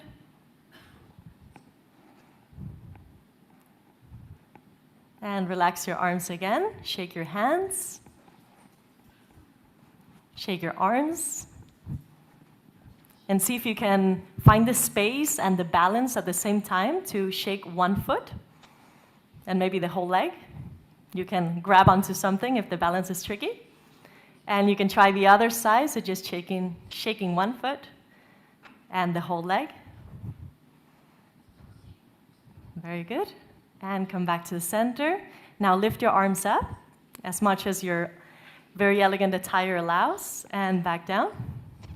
Lift your arms up again, and down. Now see if we can do this and breathe at the same time. So we inhale and lift the arms, and exhale down. Inhale up, exhale down. Very good, we have this one. So inhale, lift up, and next time you exhale and you bend your knees just a little bit. Inhale, lifting up, and exhale, bend your knees as much as there's space. Inhale, exhale. So we continue. You can do this at your own pace, trying to follow your breath. If there's space and if you feel like it, you can take a bit of a deeper squat. Remember to breathe. Remember to smile. Enjoy a bit of physical activity. Maybe you want to increase the pace a little bit. Get the blood flowing. Remember to still breathe. Good. And you can do 3 more, last 3. And once you did the last one, you can relax your arms by your sides again. And we will take 3 deep breaths again to relax. So inhale here. Exhale, relax your shoulders. Inhale. Exhale. Last breath, inhale. And exhale.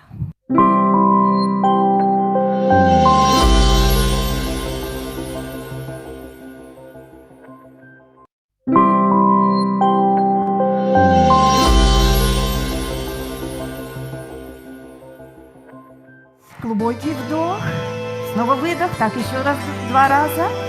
Вдох, выдох.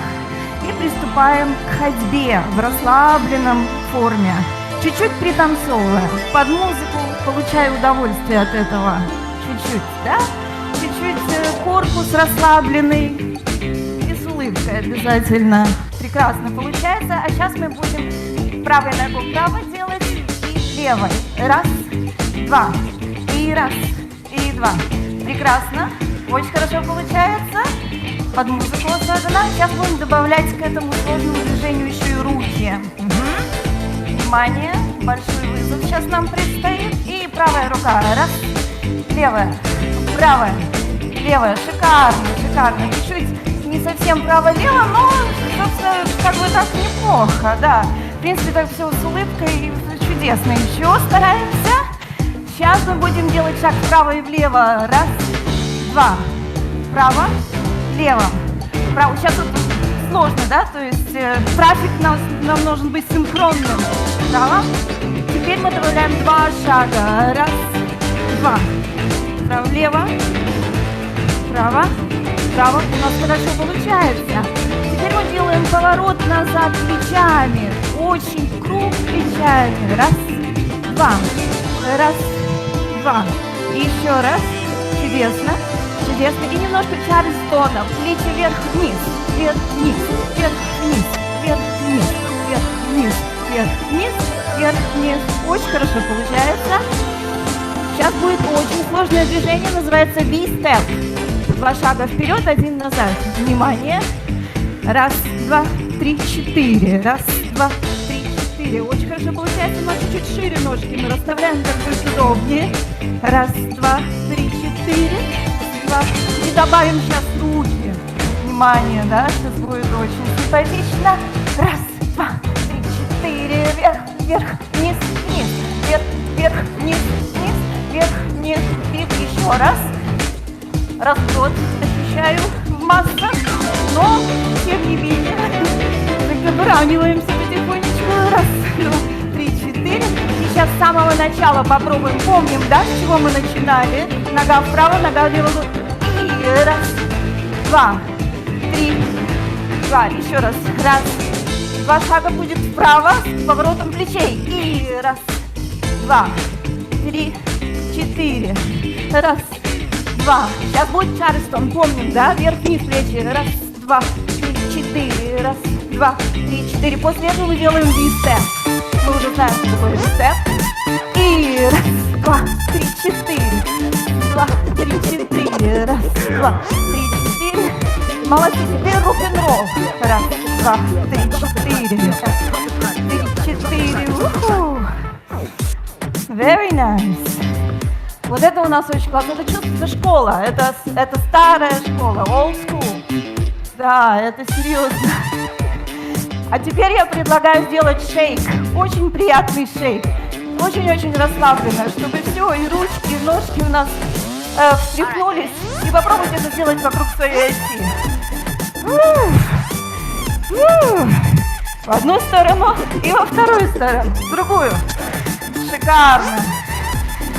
Шикарно. Еще.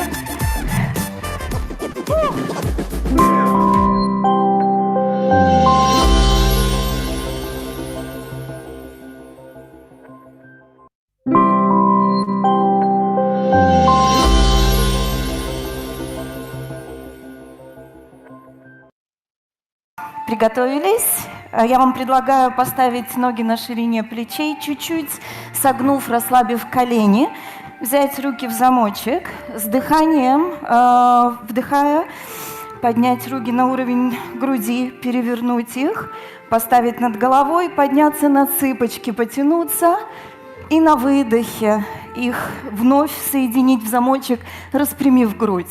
Так мы делаем еще 3 раза. Вдох. Выдох. На цыпочки не забываем подняться. И распрямляем грудь. Еще 1 раз. Вдох. Выдох. Вдох. Выдох. И распрямляем грудь. Оставив ноги в таком же положении, чуть-чуть согнув, поворот плечами. Круг плечами. 4 раза. 3, 4. И вперед. 1, 2, 3, 4. Прекрасно. Теперь осторожно мы поворачиваем голову вправо и влево. Аккуратно в своем темпе. 6 раз. 1, 2, 3, 4, 5, 6. Наклон головой тоже 6 раз. 1. Аккуратненько. 2. Чувствуя приятное растяжение в районе шеи. 4, 5, 6. Теперь мы делаем приятное для нашей спины. Мы кладем руки сюда, разогревая на уровень поясницы, чуть-чуть согнутые колени. И сохраняю эту часть стабильной. Мы двигаем только, кружим, делаем круг только верхней частью корпуса. Вправо 4 раза и влево 4 раза. В своем темпе, не торопясь, получаю удовольствие от каждого круга.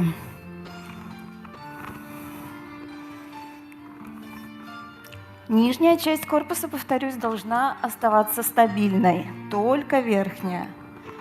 Не запрокидываем голову, фиксировано.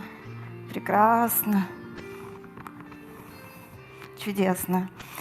Теперь чуть-чуть опять согнутые колени. Мы делаем разворот корпусом, похлопывая себя руками. Вот таким образом, массажируя. Не бойтесь повредить себе, ничего страшного не случится.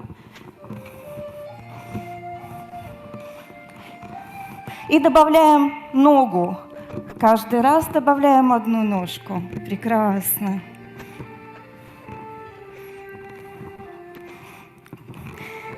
Спасибо. Теперь кладем руки на колени, присаживаясь, и делаем поворот в одну сторону 4 раза. И в другую сторону.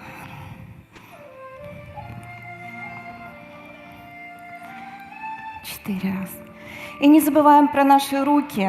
Кладем руки друг на друга и делаем 8, потому что мы очень много работаем с компьютером, и нашим кистям тоже нужна зарядка. В своем темпе, не торопясь. Меняем руку, меняем замочек и делаем то же самое, разминая кисти. А сейчас мы сделаем небольшой массаж для себя. Кулачками легко похлопываем себя по всей ручке. То же самое делаем с другой рукой. Чувствуем прилив приятной крови. То же самое делаем с бедрами. Боковая часть, передняя часть. Ну и не забываем про заднюю поверхность бедра. Ей тоже нужно внимание, безусловно. Сися.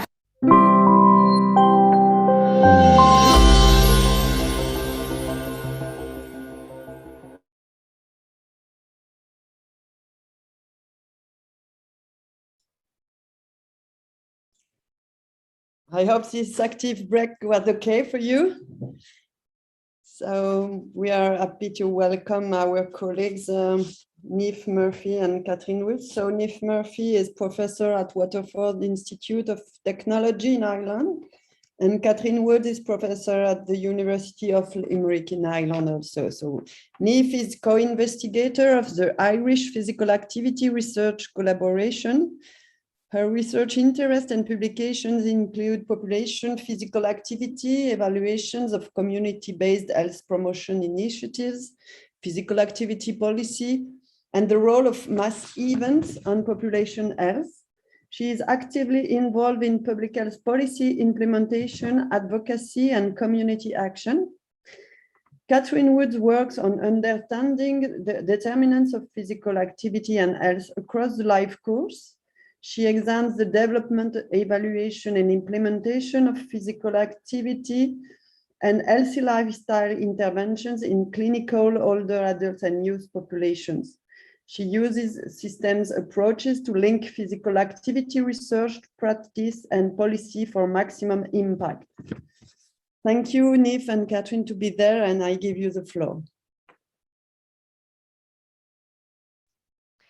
Thank you, Anne. Can I check? Can you hear me okay? Yes, it's okay. Okay, brilliant. Thank you very much for the invitation to present today.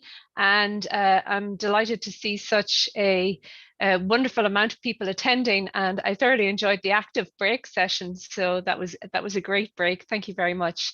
I'm just going to share my slides now, if that's okay. So. I think you can do it. Yeah, okay.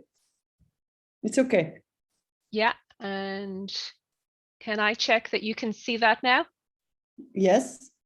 Yeah, okay. And can you see the slide, the full slide, yeah? Yes. Yeah, okay. Yes. Great, thank you. Okay, so you're very welcome, and I'm going to be building on, Niamh and I are going to be building on the earlier presentations. So I know that Kremlin has introduced you all to the GAPA framework and the action plan for physical activity. And Ruth explained very helpfully the whole idea of complex systems and how physical activity is a complex challenge. And we're going to build on Chloe's usefulness of the systems approach, particularly within the policy sphere, and then Tara's added value. And I think she very cleverly said there are no right answers to using a systems approach. And really, when you engage with stakeholders, really making them aware that systems approaches are not a panacea. They're not going to give all of the answers, but they're hopefully going to provide a better understanding of the context within which we work. So what Niamh and I are going to touch on today is the systems approach to physical activity based on the GAPA framework and an example that we have used in Ireland. So you're very welcome here today, Fáilte Roth from Ireland. And as I've said in the introduction, physical activity promotion is a complex challenge, and Ruth very nicely touched on that. There is no single solution. However, what we do know is that if we can have interconnected, multi-level, multi-component systems approaches, then we're more likely to reach a sustainable and efficacious solution to addressing the inactivity pandemic. What you already know about systems approaches, I'm not going to go through any of that again. I'm hopefully, and Niamh are hopefully going to build on what you've learned today. And what we found was really the challenge in making what you've heard about today through Tara, through Chloe and Ruth's presentations, how you actually enact that in real life. So we're going to present a pragmatic, replicable process from Ireland of using systems approaches to increase population physical activity. And we're going to refer to something called IPARC, and I'm going to introduce you now to what IPARC means, because this really did play an essential role in enabling us to use this approach. So IPARC came from the background here in Ireland is that the proportion of the population achieving the National Physical Activity Guidelines for Ireland is very low.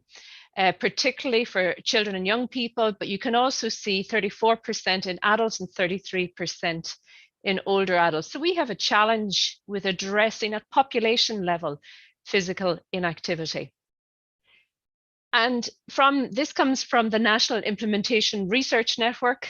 And what we found when we were looking at this challenge was that there was a lot of good practices going on in Ireland, be they policy, be they programs, be they environmental changes, but they were all working independently. So there was some disorder and some confusion, some duplication and so on. And what was happening was that these programs, policies or interventions were having individual impact, but they were in isolation. So what the Irish Physical Activity Research Collaboration wanted to do was establish if we could get coordinated action and ideally collective impact with all of the different stakeholders from across the different sectors, be it health, transport, education, urban design, sport, and so on, really working together to generate this collective impact. So you have multiple agendas, but one goal. And the one goal is to address this challenge of physical inactivity. So that was the challenge of IPARC. That was the question that we wanted to answer. And how we thought we could best answer this was using the NERN framework, which is, we know that if we have effective interventions, and if we can effectively implement those interventions, particularly at scale, within an enabling context, then you are much more likely to achieve socially significant change, and in this instance, increased population levels of physical activity. And what I want to draw your attention to here is that the relationship between these concepts is multiplicative. It's not additive, it's multiplicative. So the impact can be exponential if you have effective interventions combined with effective implementation strategies within an enabling context, then you are likely to achieve increased population levels of physical activity. And how this came about was our Health Research Board and Healthy Ireland put out a call called the Applied Partnership Call. This is a research call for funding. And what it asked was that knowledge users, policymakers and practitioners would come together with academics and researchers in a space and address a health problem or a health challenge in a way that would be translatable on the ground in real world and have real world impact. And it was called the Applied Partnership Award. So we gathered a team together, and this team are the Irish Physical Activity Research Collaboration.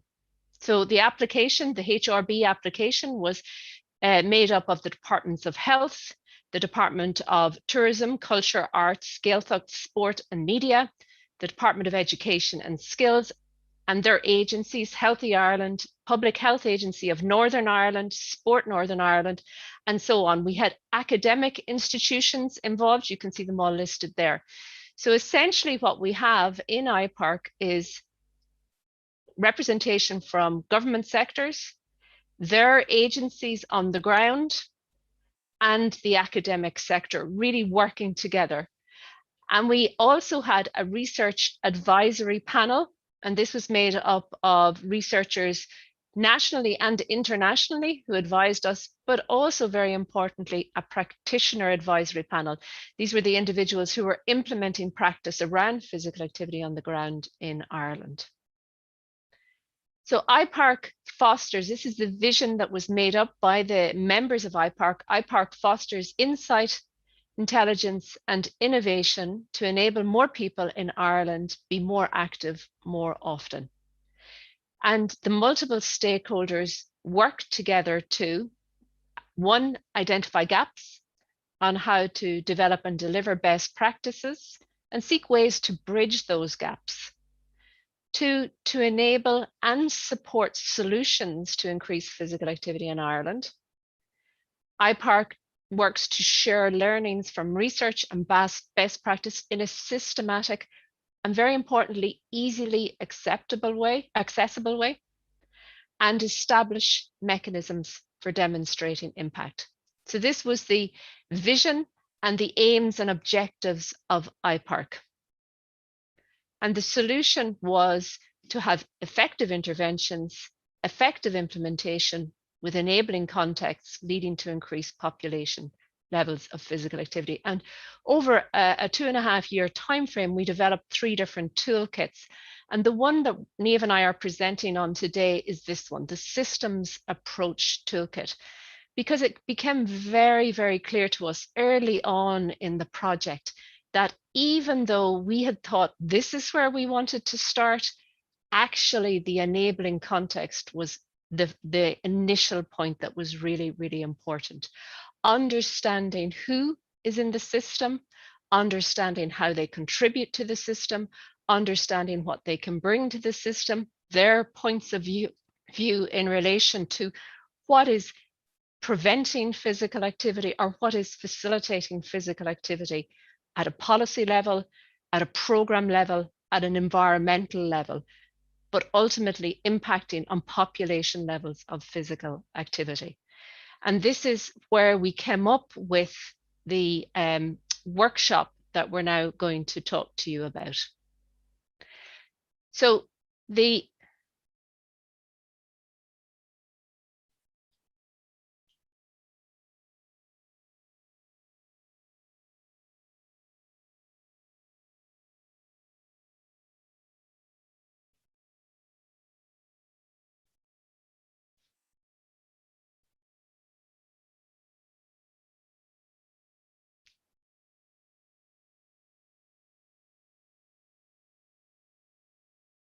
I'm not sure if you hear, guys, I'm not sure. Can you hear that? Catherine, we can see that, but we can't hear you just at the moment. You might speak. Oh, okay. I can hear someone talking. Sorry. Okay, I'm going to move off this slide then. Don't know what happened there.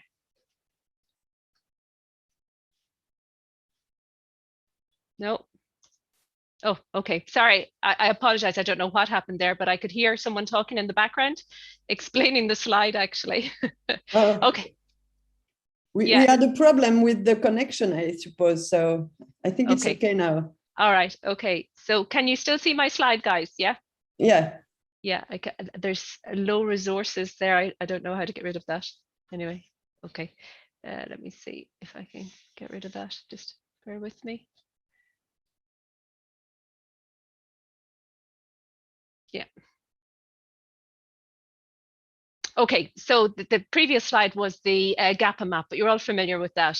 So what we wanted to do was we wanted to understand what is the enabling system in Ireland across multiple levels, policy levels, programme levels, and environmental levels. And in order to do that, we really needed to understand the context. So we had 3 stages in our methodology for running the systems approach. The first one was understanding, and this was mainly desk-based with some follow-up phone calls, but researchers identified actions from key Irish policies that aligned to the GAPA framework. Now, why did we use the GAPA framework?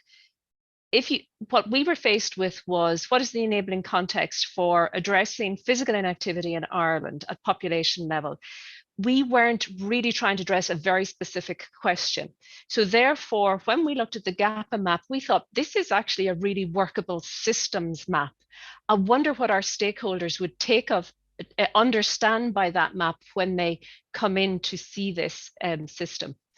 So we looked at all of the policies that were already published in Ireland with either a direct or indirect remit to increase population physical activity levels. And from that, we could identify some of the key direct influences on physical activity, but more importantly, we could identify who should be at this workshop, who were the key people within the different sectors that had a role to play in influencing physical activity. So that understanding, and we conducted initially a HEPA policy audit tool, and then we moved beyond that to actually identify stakeholders. So the second one was then identifying the policymakers and practitioners and academics.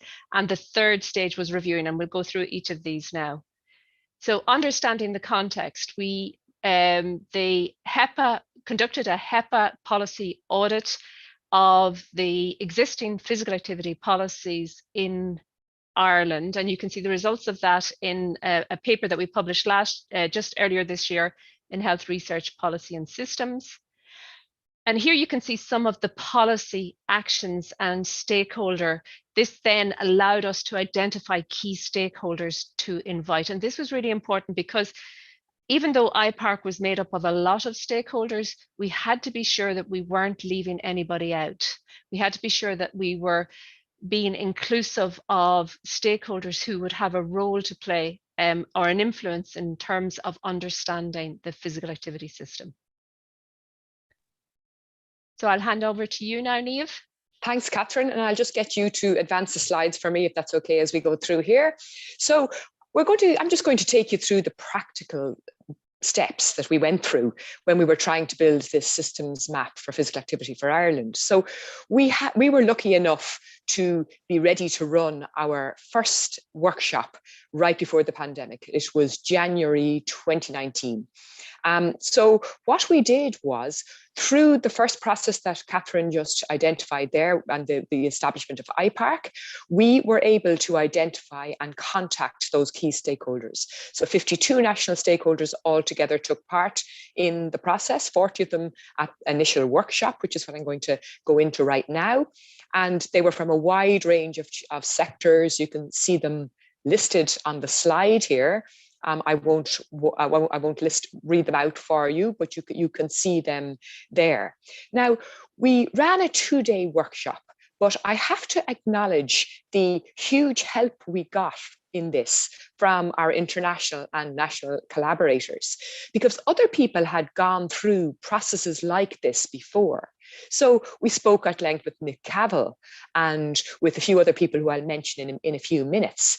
And they told us about the process that they went through in their countries. And we started to think about whether or not we could maybe use what had gone on before and then build from there, rather than going right back to the first step and going through a process that might take several days. Could we think about doing that? And Ireland is a relatively small place. So we have 5 million people in Ireland, just announced yesterday, actually, the first time that we've ever gone over 5 million people.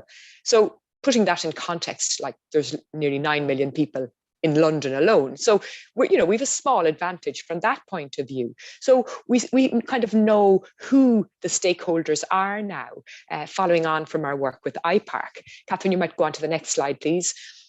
So the first day we spent trying to get people to understand what a systems approach was. We heard from our international collaborators. We started to understand with our stakeholders how they would apply the systems thinking to increasing population levels of physical activity. And then in day 2, we got into the fun, messy business of trying to construct this map. And we weren't trying earlier on. We heard about that systems mapping is different because it's not like a reductionist process. It's not a linear process.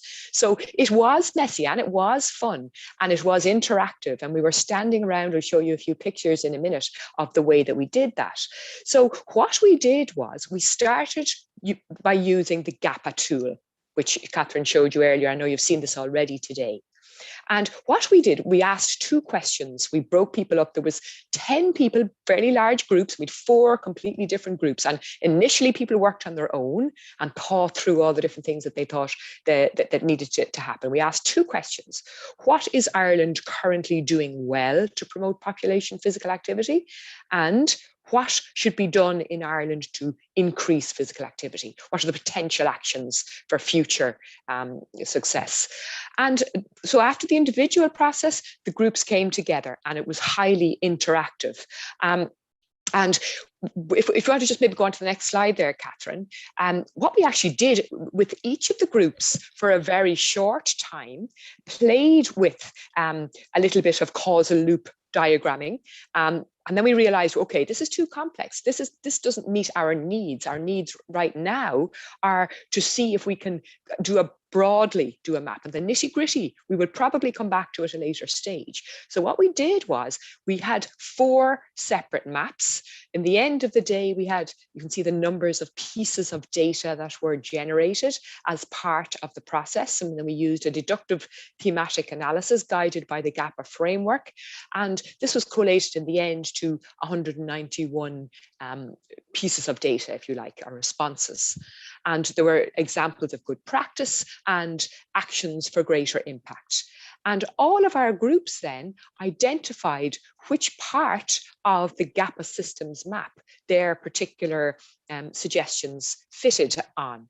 So this was the process that you can just see in the diagram here, with a lot of little post-its and lots of moving around. And then each group explained it to all the other groups. And we had great fun with that. And people were questioning each other, and why did you do that? And it was very, very interactive. So we'll just go on to the next slide there, Catherine. I'm going to scoot through this quite quickly. These are the 4 active societies, active environments, active people, active systems. And what we looked at was the number and the percentage of good practices or actions for greater impact. And just on this slide, I have just an example of the most widely cited elements, but there's a huge amount of detail in this. And this paper, as part of IPARC, we have published this work, and we will put the reference for you at the end of this presentation, and you can go and read the detail of this yourselves. It would probably be a little bit too much to go into that right now. So one of the area where there was most discussion was under active systems, under that particular quadrant. Not surprisingly, because I suppose for any of the other areas to happen fruitfully, then that we must concentrate on the active systems. So the next few slides, I'm going to go through what we've learned. So Catherine, I'll go on again here. So what we learned was the process of building the map is the most important bit. It was about building relationships and understanding and creating links, and that the map has now been created with stakeholders and by stakeholders, not by us, not by a different entity. And the question is, whether we could have built this map without IPARC and all of the work over the last maybe 2 to 3, 4 years in building IPARC. Probably not, I would think. It's really helped to identify the right people and build the necessary trust in this whole process. And we're currently doing a social network analysis of IPARC. Again, we'll be able to share this with you at a later stage. So let's go to the next one again, Catherine. Again, I won't go into this in too much detail, but we have strategies for managing IPARC, the collaboration. It is a collaboration. It isn't owned or run by any one sector. And the building of mutual respect and trust and building the capacity of everybody within the system is very, very important to us. And I think what's also very important to note is that we have committed from the word go to trying to disseminate our findings and try and engage and involve everybody, and therefore try and publish what we're doing so that other people can learn from it, maybe do it a little bit better than we did the first time around. So again, we put those references up at the end. Next one there, Catherine, please. Yeah, I'll go on just in terms of time, I'll go on. So starting with the GAPA map. We found it very useful. It meant that we didn't reinvent the wheel. We learned from our expert advisory panel. Andrew Millett over in Australia, they used it, in Flora Jackson in Scotland, and Nick Cavell has used it with lots of different groups in the UK. And all of them were very, very generous in sharing what they did and maybe what they could have not done. And that led us then to try and use the GAPA map. And we feel that that worked very, very well. And as I said, we're trying to build the evidence base, disseminate our findings, and the last slide will have the papers on it. And we feel that the policy mapping is very important. We didn't have an exhaustive process initially, but we do need to include a few other sectors. We don't see this as a finished product at all. We very much see the active systems part, that we can delve more deeply into that. And we see this GAPA Ireland map as the end of the beginning. And we're going to use this map now we have already started this process of IPARC Mark II, and we're using it to define our way forward and trying to go beyond traditional sectors and help us we have a national physical activity plan, which will be running out shortly, and we will use this map to try and plan for the next iteration of that plan. And the more information you can find here. I'd just like to acknowledge Joseph Murphy, who is the main author on this paper, the systems paper, which is listed here, and you're all very welcome to go and find that afterwards. Thanks very much. Over to you, Anne. Thank you very much, Niamh. Thank you, Catherine. You are on time. It's okay. So I just remind the participant to write the question in the chat and to send it to the chat moderator, Adriana, please. We will have the Q&A session after the last presentation. So I will introduce now the next presentation. So Aurélie Van Uyl.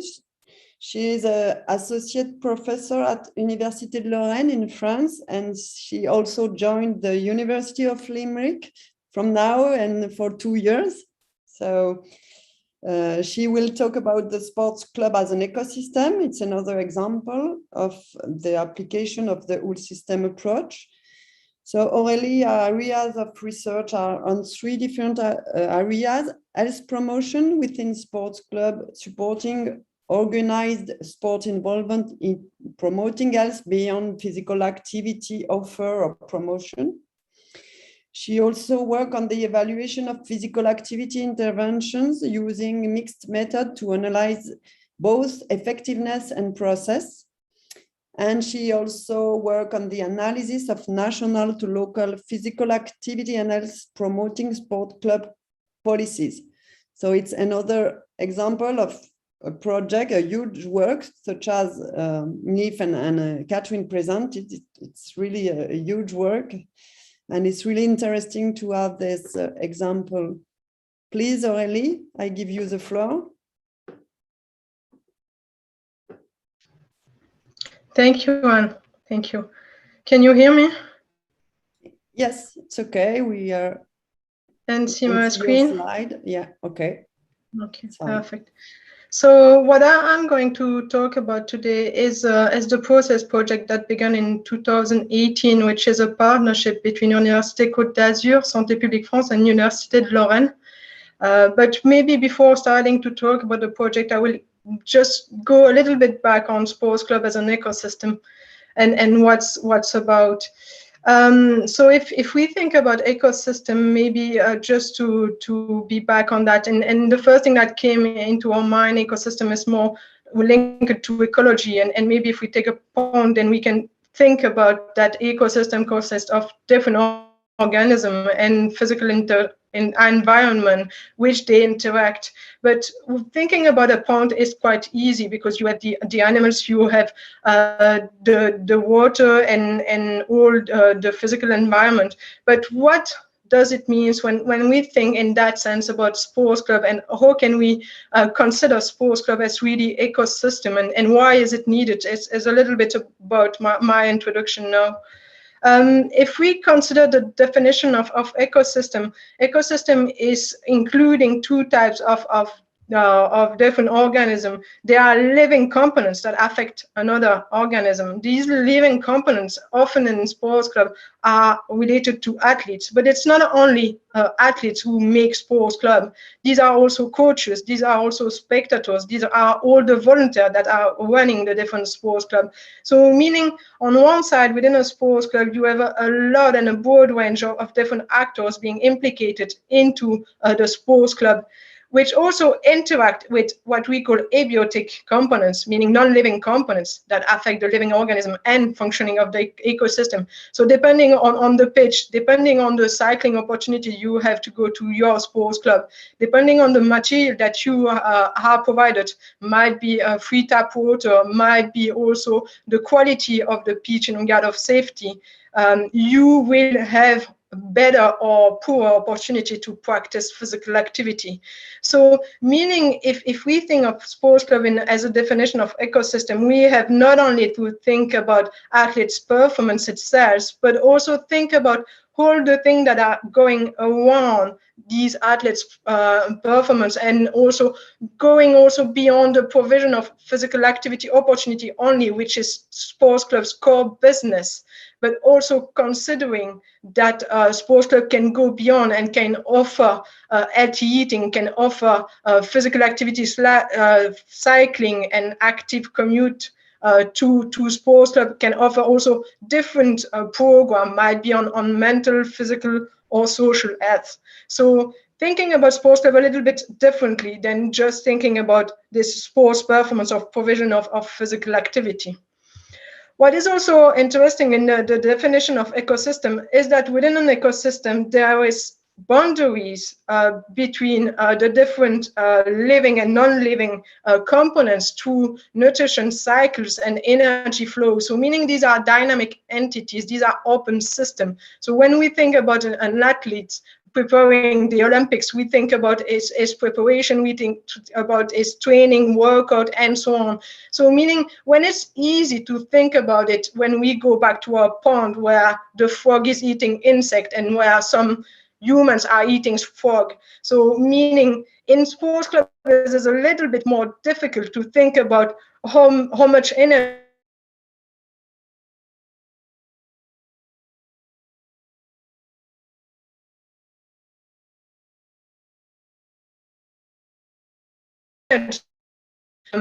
also the way people are training.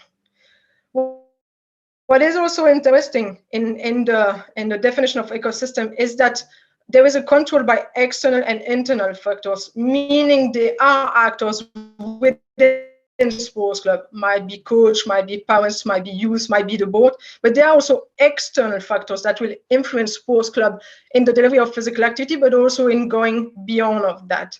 So based on that, what we thought is that we wanted to consider sports club as ecosystem, especially as we root the boundaries of our approach into health promotion. And considering health promotion application to sports club, the first thing we consider is that health is created and lived by people within the setting of their everyday life. So meaning what we think is that the way people play sports, the way they practice, could have an influence on their health, and not only on physical activity, which is an important determinant of health, but also on, as I said, physical, social, and mental health. So meaning there is an opportunity for sports club to fully embrace the societal role that they can play into the community. The second thing is, and that's quite important in terms of system approach, is that health promotion is a process of enabling people to increase control over and to improve their health. So meaning what we want to measure or what we want to consider when working on health promotion in sports club is a process. It's not a state, it's not an outcome. It's really the way things are built, and it's come back to this feedback loop and also this retroactivity between the different components of the system, which are really important, not considering only top-down approach, but also bottom-up approach. The last thing is that health, from our perspective, is a positive concept, so emphasizing social and personal resources as well as physical capacity. So meaning health can be considered more as a resource than as an outcome, meaning it's a resource for sports club also to involve people and to be used as the way to widespread the approach and to work together and involve these not only sports participants, but also volunteers and other people within the club.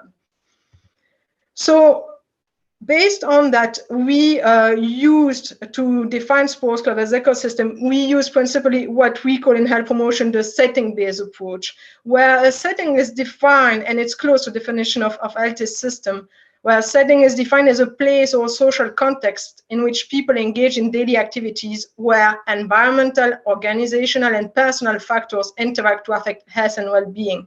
So meaning it's not only the individual responsibility about their own health, but it's also how the environment and how the organizational process just support individual involvement into health promotion. The second thing that we think it's really important when thinking about setting is that it's where people actively use and shape the environment and thus create or solve problems relating to their health. So meaning it's not only the sports club that supports participants' health, it's also participants' health that supports sports club project. And the objective is try also to illustrate these different boundaries or this different link that we can see when we enter a sports club. So if I go back to the definition of a setting or the main characteristic they have, so setting are viewed as dynamic, complex systems with input, process, outputs, and impact, characterized by unpredictability and feedback. So meaning when doing research on settings, you always will find some results of your research that you cannot predict. And this is also something that you need to take into account when starting to work on these approaches. The second point is that there is a big emphasis on interconnectedness, interdependency, and synergy between the different elements. Might be the group of people, might be the components, might be the issue, or might be the policy. So meaning the objective is also to question this interconnectedness and see which object, which people are related together and how this frame the health promoting sports club. And the last thing is that settings are nested. So meaning they are part of a greater whole. They are part of the society, they are part of the world, and as part of this, they are also part of a specific system. And it's important then that we appreciate the links with the wider environment and other settings, might be the family, might be school, might be work, where the value and where the physical activity promotion might be really different than into the sports club. So we started to apply the setting-based approach to sports club almost a decade ago. And the concept emerged in the 2000 from a Finnish team of Sami Koko. And he started working on health promoting sports clubs concept, as I said, based on socio-ecological model and especially based on the setting-based approach. So meaning we consider that individual health is collective responsibility, and meaning that it could be also sports club responsibility to care about people else.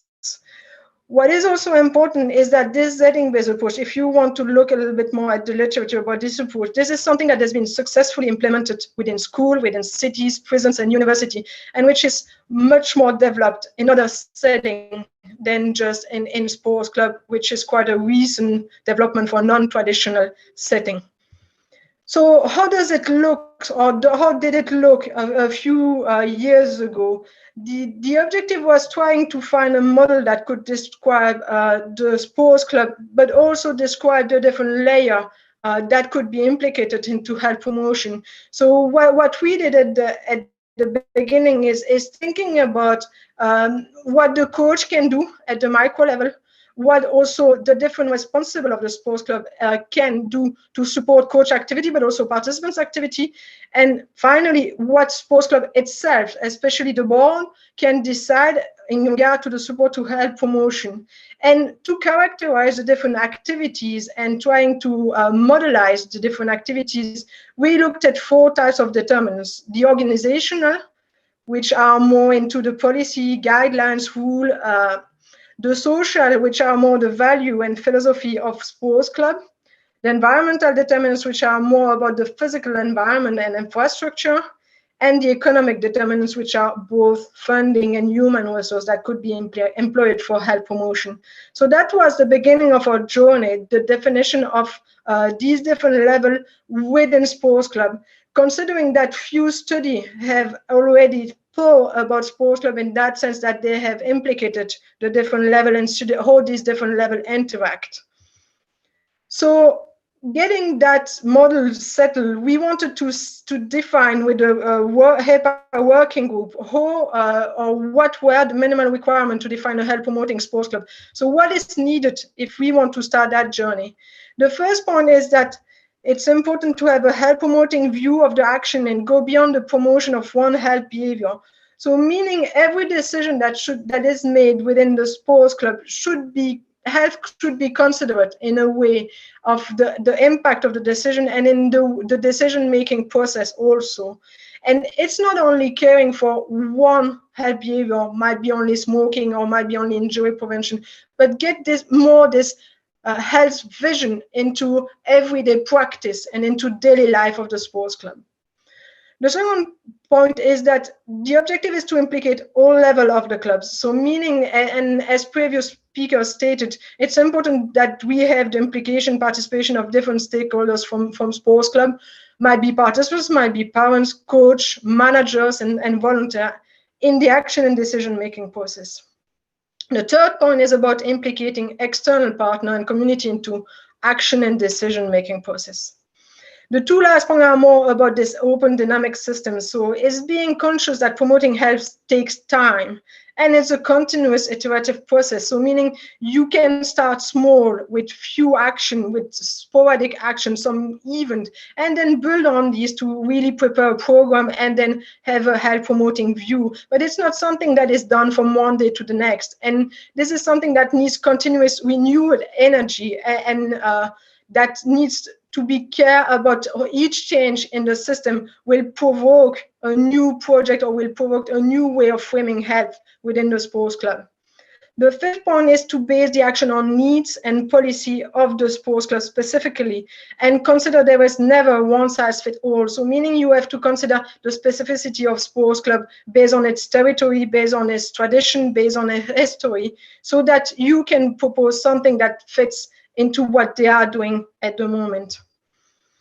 So why is this needed? What we saw in the different study we have made since a decade is that it's something that brings many benefits not only for sports participants, because having a coach that promotes health increase the level of physical activity, increase motivation to practice, decrease dropout intention, increase mental and social well-being. But that's also true for managers and coaches. So meaning if you have a health promoting sports club, you have coaches who stay, who are more keen to invest into your sports club, who develop their own skills and who are more motivated into training. And that's the same for the club. So we saw that we have an increase in participation rates. We have an increase also in the recognition of the local level towards sports club action. So meaning there is benefits at different level also that needs to be underlined. So when we started the project based on these different points, we wanted to see in 2018 if the health promoting sports club was already used and how it was used within sports club. So we started a literature review to see how the setting-based approach was applied. What we found out is that 58 articles were included, but more than half were done and realized in Australia. And the population that was studied was principally male team sport. So meaning there was a huge range of sports clubs that were not studied. There was a huge range of sports that were not studied also. But thinking research, there were main research gaps that we wanted to overcome, especially what we found out it's that intervention were principally implemented at a single level, meaning mostly on participants, meaning the researcher came and did a program especially for participants without taking care about the way coaches and the board would react and what effect it could have within the whole sports club. Often there were no validated measurement of and no pre-post measurement also. Very few theoretical approach, so meaning things were done more without model theoretical basis, even without describing really the content of the intervention. And finally, when the setting-based approach was cited, it was not properly used, so often used at a single level and not properly applied. So we thought it was time to try to draft an intervention that could be based on theory and that could help to overcome these gaps. So we started in 2018 then the process project in France. And the plan we had at the beginning is based on the health promoting sports club concept, draft a questionnaire and work on the theory. At the same time, also to look at the development of an intervention framework. Also try to get experience from different sports clubs that are quite exemplar to be able to see how they do things and to get good example for the intervention and then drafting the intervention. So that was the plan at the beginning and that's how it ended. So meaning by doing this research, we created a research system within the research project. So meaning when we started looking at the model, we saw that back from the literature review, we had to change and to make the model evolve.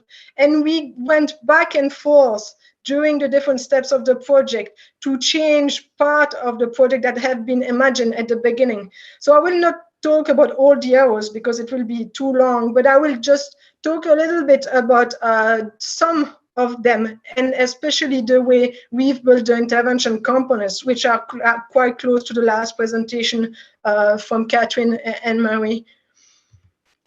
So the way we built this strategy and intervention components is that we started in the literature review, we tried to identify the different strategies that were used from the different sports clubs. And we could write down 14 strategies. You have 2 examples here that were evidence-driven strategy that we could find in programs that were already published. But what we thought is that we had to create, based on these, an intervention framework to be able to support sports clubs to implement it. But as such, it was not easy for sports clubs to understand the strategies and the way they were done. So we use, as previous project presented, as IPAC did, an iterative qualitative method with 3 one-day focus groups, one with master students, one with French experts and Swedish experts to get a cross-cultural validation. And we analyzed the comparison of agreement and disagreement of classification of the different intervention components and strategies into the model. So we use the same way or the same method that IPART use, getting post-it on different framework, trying to categorize the way the strategy could be formulated and put into intervention components and then put into a model. So meaning we started with this theoretical model, and then we added the strategies, and at the end of the 3 working group, we ended with the first intervention framework that included the 3 levels that were within the sports club. Some were classified into sports federation, which was added, and some were classified into second line actors. And so we got these intervention components classified in this first model. And then we thought it's great that we got the different evidence-driven strategy, but what do we do if we don't have the needs of sports club and if we don't know what's their reality and how they work? So we did a concept mapping study, including 45 sports clubs and public health stakeholders, asking them to generate ideas on the support needed to enhance health promotion in their sports club. So with 3 different steps, they had to generate idea on the platform, and then we had sort them into pile so we can know what were the main dimensions that they were requesting. And then these ideas were rated on importance and feasibility to see which one were the most important. What we found out, and it's quite interesting, is that we had different requests based on this map. So especially we had some requests on policy and method. We had requests on training courses, but also on diagnostic and financing, on advocacy, communication and dissemination. And stakeholders made the difference between advocacy and communication and difference. And at the same, they make also the difference between communication tools, so being able to create specific tools to communicate, and the communication itself. And again, we got 2 types of tools for health promotion and tools for communication. So meaning many of these results were not only the responsibility of sports club, but also the responsibility of other people and external people of sports club.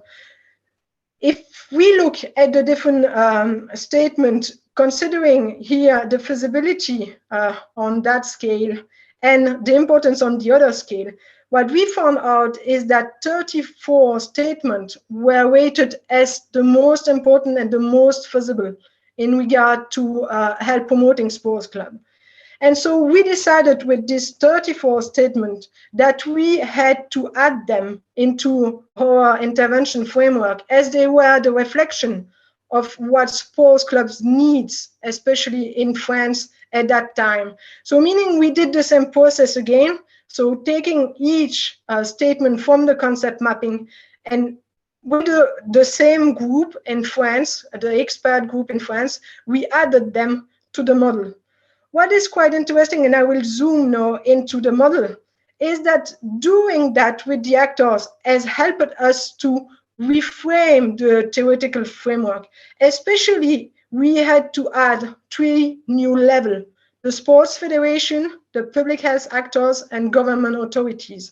So meaning getting sports club actors into the field and helping us to frame the model made a huge change into the way we had defined external actors and the way they can support sports club. So meaning it was really important for us to get this study done and get these input into what we are doing. So meaning we ended with a new theoretical model where we define with the stakeholders the different types of determinants that were into it. And so the model went from 3 levels into 7 levels, and having then a different implication also for the sports club if they want to start a project in terms of external actors implication.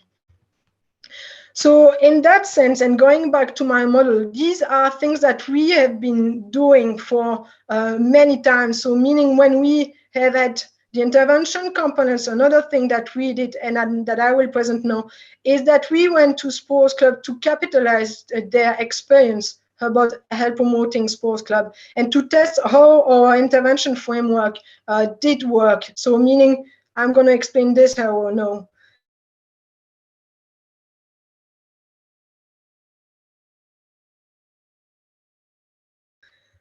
So the use the health promoting sports club intervention framework, meaning each intervention components could be used by sports club and how it was used and what we could get from exemplar sports club where projects were already in place. So we use a method called experience capitalization, which was developed by a public health actors collegium in France. This is, again, an iterative qualitative method with 2 interviews with project managers and also document analysis of the sports club. The main results for the research team, it was quite a shock or something really interesting that in the way of programming our intervention. The first results that we got is that there is no order in the use of strategy and intervention components. So meaning depending on the sports club, some started with communication, others started with project planning, others started with really doing the action, some started with education. So meaning there is no order in the use of strategy. So meaning there is no point about getting any specific order into when we start to deliver the intervention. The second thing that we got is that policy strategies were not implemented in sports clubs. So this was the single intervention component and strategy that were not implemented. So meaning there is something to do in that sense to support sports club to engage into policy framing process.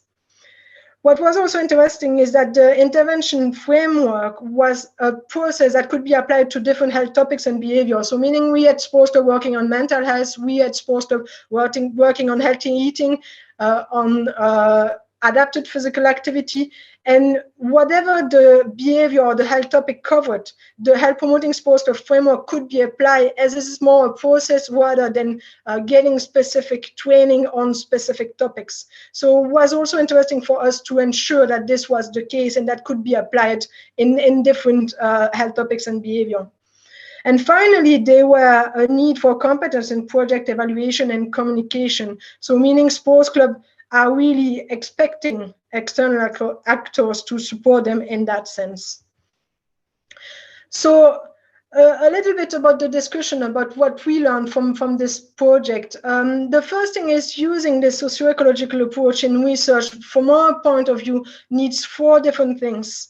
The first one is to be able to diversify the types of method used and thinking ahead about multiple study design. So meaning, if I think back about the project, we never planned a single study, but we always planned 1, 2, 3, up to 8 studies all together. So meaning there is no more point about doing a single study on the project, but more thinking how different studies could fit together to provide us with enough material, but also to cross the different method to be able to really capture the whole system and not only a part of it. The second point is that it's really important while using this type of approach to do research with the stakeholders at different level and not on participants. So meaning it's really a collaborative process. And I think IPAC also showed the building of trust and the building of interest of people. So meaning this is research where you work with the stakeholders, you work with the people to help them to find solution. The third one is to be able to accept that you study a system within a system. So studying system, studying sports club is studying a system within the society. And so we can recognize that we study a specific system which is within the society, which has several influence on sports club. So, and it's important that researchers acknowledge this explicitly and are aware about not isolating that part of the system, but thinking broader than just into that small part of the system. The fourth thing is that what we want to study through health promoting sports club is a process. So it's not only an outcome. So we need to know all this, both this interaction, but also this temporal evolution will have an effect on the project. And we know that health promotion takes time, and that's also the point here. It's being able to capture a process and not only have a cross-sectional picture of what the system is. And finally, about health promoting sports club, what I can say today is that we acknowledge that it's a complex concept, but which implicate organizational change and participative approach. So meaning when dealing with sports club, it's important that they are aware that it's not only a change for coaches or for sports participants, but that is the whole sports club that could be implicated into this approach and process. The second thing is it's feasible to support not only sports performance, but also long-term involvement of coach, self-reported quality of life of participants, and increased physical activity. So meaning it's also fostering sports club core business, which is physical activity provision, but also fostering the quality of training delivery, the quality of sports club action. And finally, from my point of view, it is really a quiet approach for sports clubs to fully embrace their societal role as society is evolving and different physical activity opportunities are offered nowadays to people. And sports clubs have lost their ownership into providing sports, and they have now to think about or renew the way they approach also people and the way they offer sports practice to people. So I thank you for your attention, and I would also like to thank the team who is working with me on this project, so especially Stacey Johnson, Anne Villemain, Florence Rostand, Fabienne Lemonnier, and Benjamin Tézier, who are part of this project and this journey with me. So thanks again. Thank you, Aurélie, for this presentation. We had a lot of information this afternoon. We have already answered to some questions, but we have additional one. So I just would like to invite the speakers to join me, to switch on their camera and to be ready to answer the question. So we are now the Q&A sessions. So we have 20 minutes. We will try to address the question to each speaker. So thank you to the participants for their interesting question. I hope we will have time to reply to all of the questions. I will maybe start. Oh, sorry. I would like also to invite Leandro Garcia, please. I don't see him. He was not a speaker today, but he will be there tomorrow. So Leandro Garcia is a lecturer of complexity science in public health at the Center for Public Health at Queen's University Belfast. He co-lead of the Complex Systems, Urban Environment and Population Health Group. He is an expert in the application of complex system science in public health and in the intersection between physical activity and health. His research combines epidemiological and complex systems approaches and methods to investigate the links between behavioral, environmental, social, and policy determinants of population health. So he will also be able to reply to the question.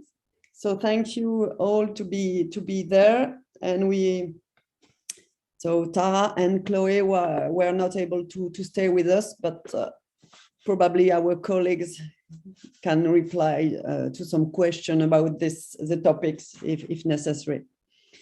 So I can start with one question addressed to Catherine or Niamh. What is your vision for IPAC 2? What are the possible next steps after the systems mapping work?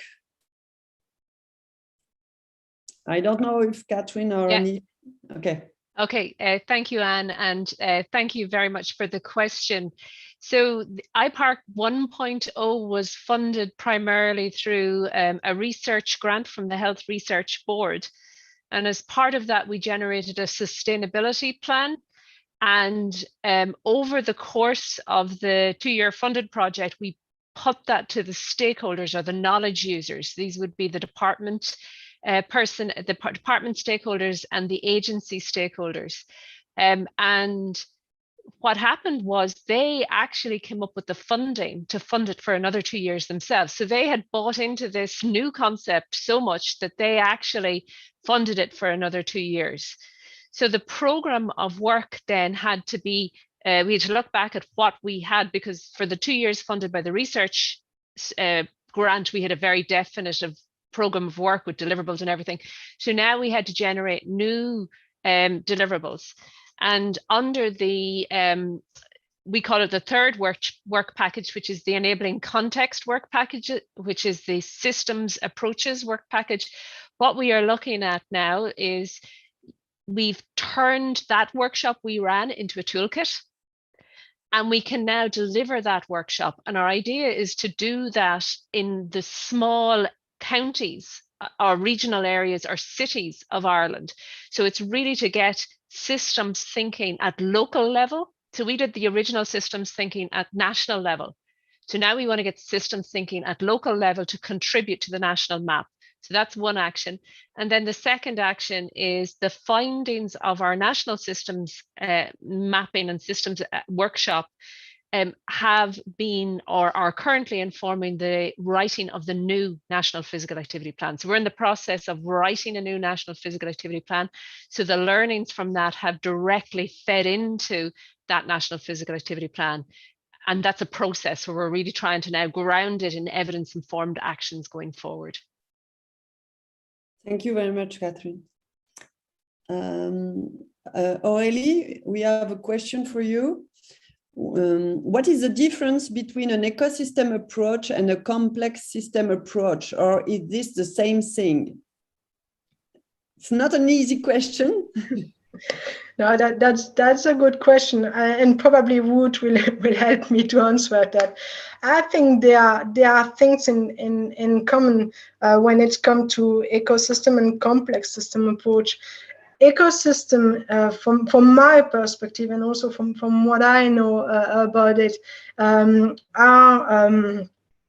acknowledging the complexity of the system, but also so how can I just articulate both? So within ecosystem, there is an acknowledgement that the system is complex, so meaning that there are many interactions, and that between living and non-living environment, and between the different objects that are or components of the system, where a complex system is from my point of view, acknowledging the complexity that's lie within the system. So it's not really, the focus is not on the same on the same components or on the same way of considering the system. That's what I would answer, but maybe there are other people who will provide more information into that. I don't know if some colleagues want to add something. I could maybe, sorry, Leandro, I was just, I asked that question, Aurélie, because I wasn't familiar with the term ecosystem, and I think you're right. I think, you know, there are lots of similarities in what you gave in your presentation and the language, etc., that we use within complex systems. And it's very much, you know, your work was very much framed through the socio-ecological model and the working at those different levels. So I think there are lots of overlaps. And again, I think it just shows this kind of area, just there's a lot of definitions and a lot of terminology, and a lot of people coming from quite, slightly different disciplines and backgrounds to it. And so that, it's important that we understand, the different terms, but also come to a shared language and shared understanding as well. So thank you for explaining that. Leandro, do you want to add to that?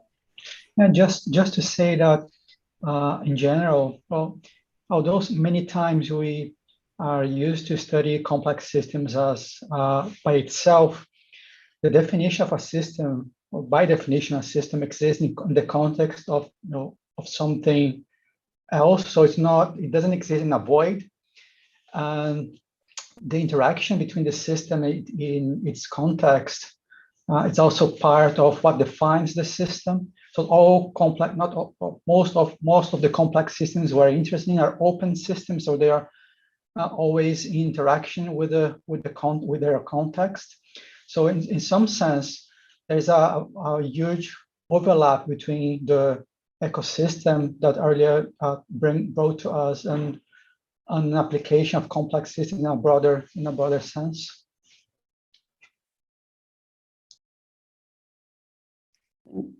Thank you for your reply. I have also a question for you, Leandro. How can a systems perspective contribute to increase physical activity participation among populations that are the least active? For example, adolescent or women. Mm-hmm. Well, that's a very good point, and perhaps is the central point in this summer school.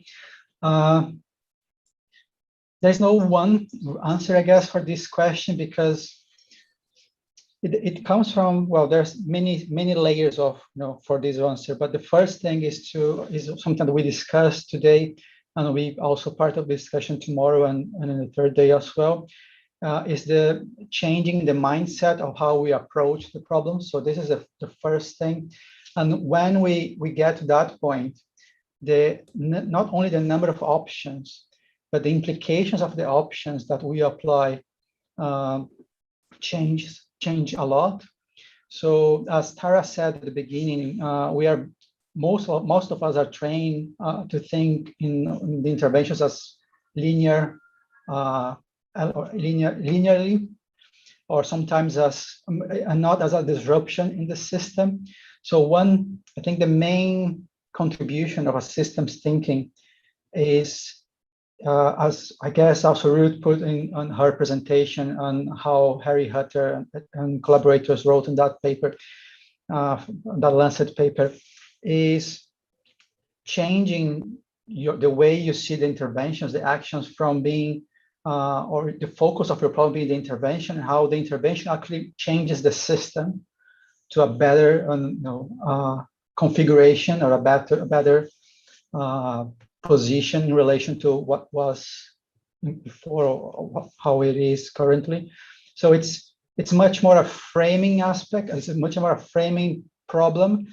And once we get to that point, the number of options, the number of frameworks, and the ways we can approach either modeling or quantitatively or qualitatively, or just using a different lens to the problem, that opens a lot. And then, as Tara said, there are many different tools that can help in different places. So it's much more about having a different habit on how you approach the problem. And I guess this is the main contribution to how systems thinking can help physical activity promotion. We can probably write a book on the details. Probably it would be a good idea to write a book on the details. But we can discuss more of these elements over tomorrow, and perhaps on Friday too. Thank you, Leandro. A question for Ruth. How could a broader definition of physical activity benefit policies that target healthy promotion behaviors in specific settings? Could be schools, hospitals, sport club, or. Yeah, I think when we write about physical activity, we tend to fall back to the very traditional definition written by Kasperson and colleagues in 1985. But then I think when we look to actually implement and develop policies and interventions and programs, it's very much in that broader definition sphere, where we do acknowledge the various policy actors, the social and cultural and economic contexts. So I think there's just a little bit of a mismatch sometimes between how we write about it and then how we actually frame it when we go to put it into action. And I think that also comes across with, if you think about our physical activity guidelines, they still very much seem to be framed around a certain number of minutes of physical activity and around a dose response. And we don't see within those guidelines that broader social, cultural, political and economic aspect, and the different parts of the system reflected in those guidelines, albeit that we begin to see it reflected in the action plan and that in the GAPA framework. So I think it's just there's a place there, I think, to try and align those two elements. Okay, thank you. Another question, maybe for Catherine.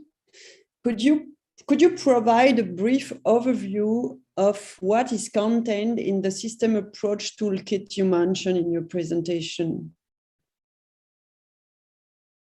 You presented a toolkit. Yeah, Niamh, do you want to, or go on ahead? Yeah, okay. go ahead. All right, thank you.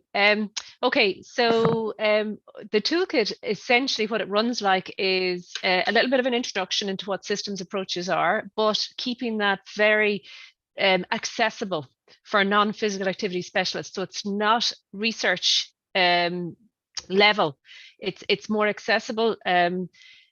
So introducing what systems approaches are, introducing why they are important, a little bit of background on what physical activity is, why it's important, and then getting into the nitty-gritty of how we actually get people to, Niamh mentioned a little bit of it in the presentation. You're given a map, a GAPA map.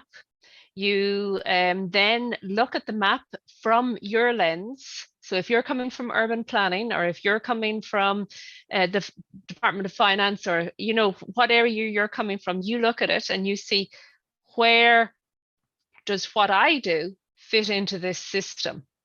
And where does the remit of what we're doing in my department fit into this system? And then there's a whole open discussion. So the toolkit is essentially running through that practical activity and how you do that practical activity with those stakeholders. I'll just add slightly to that.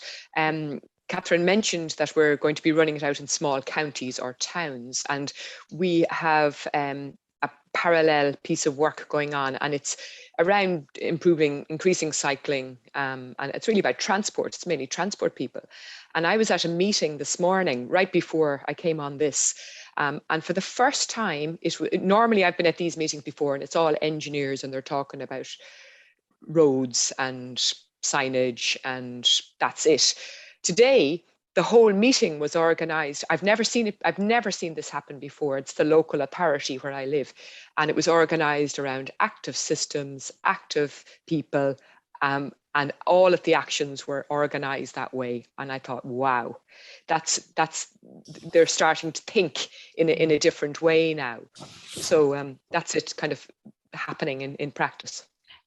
And that's why we used the GAPA map. We wanted to use, so we weren't as concerned with people figuring out what the system was, as more as making the system concrete for them, but trying to get them to see outside of their own sphere of influence. And that's where the GAPA map became really important, because all of a sudden you have people going, oh, governance, that's what that means. And intelligence, oh, we need monitoring. But how does monitoring inform what I do? Oh, that's how it. So the GAPA tool for us became a really practical tool to get those conversations going between the stakeholders. But therein is another challenge. Having the right stakeholders at that meeting is really important. So doing that little bit of policy analysis as a preparatory work is really important. Thank you, Catherine. I'm looking at the time, and we have 5 minutes, so we will not be able to answer all the questions, but I'm sure some of the questions we will be able to answer during the 2 additional days for the participants who will follow the next day. Maybe for colleagues who are connected and will not join us tomorrow, a question for all the speakers. Do you have any advice for training in some of these methods or techniques presented this afternoon? Maybe a short vision of each speaker before giving the floor to Kremlin for closing remark. Who wants to reply? Catherine? Training, if you're new to this area, I would start with learning what concept mapping is in the first instance, and then go from there to dynamic systems modeling or into the more complex areas. But I think that's the one that's the simplest to get your sort of head around, and it has really nice impact. Ruth, do you want to go first?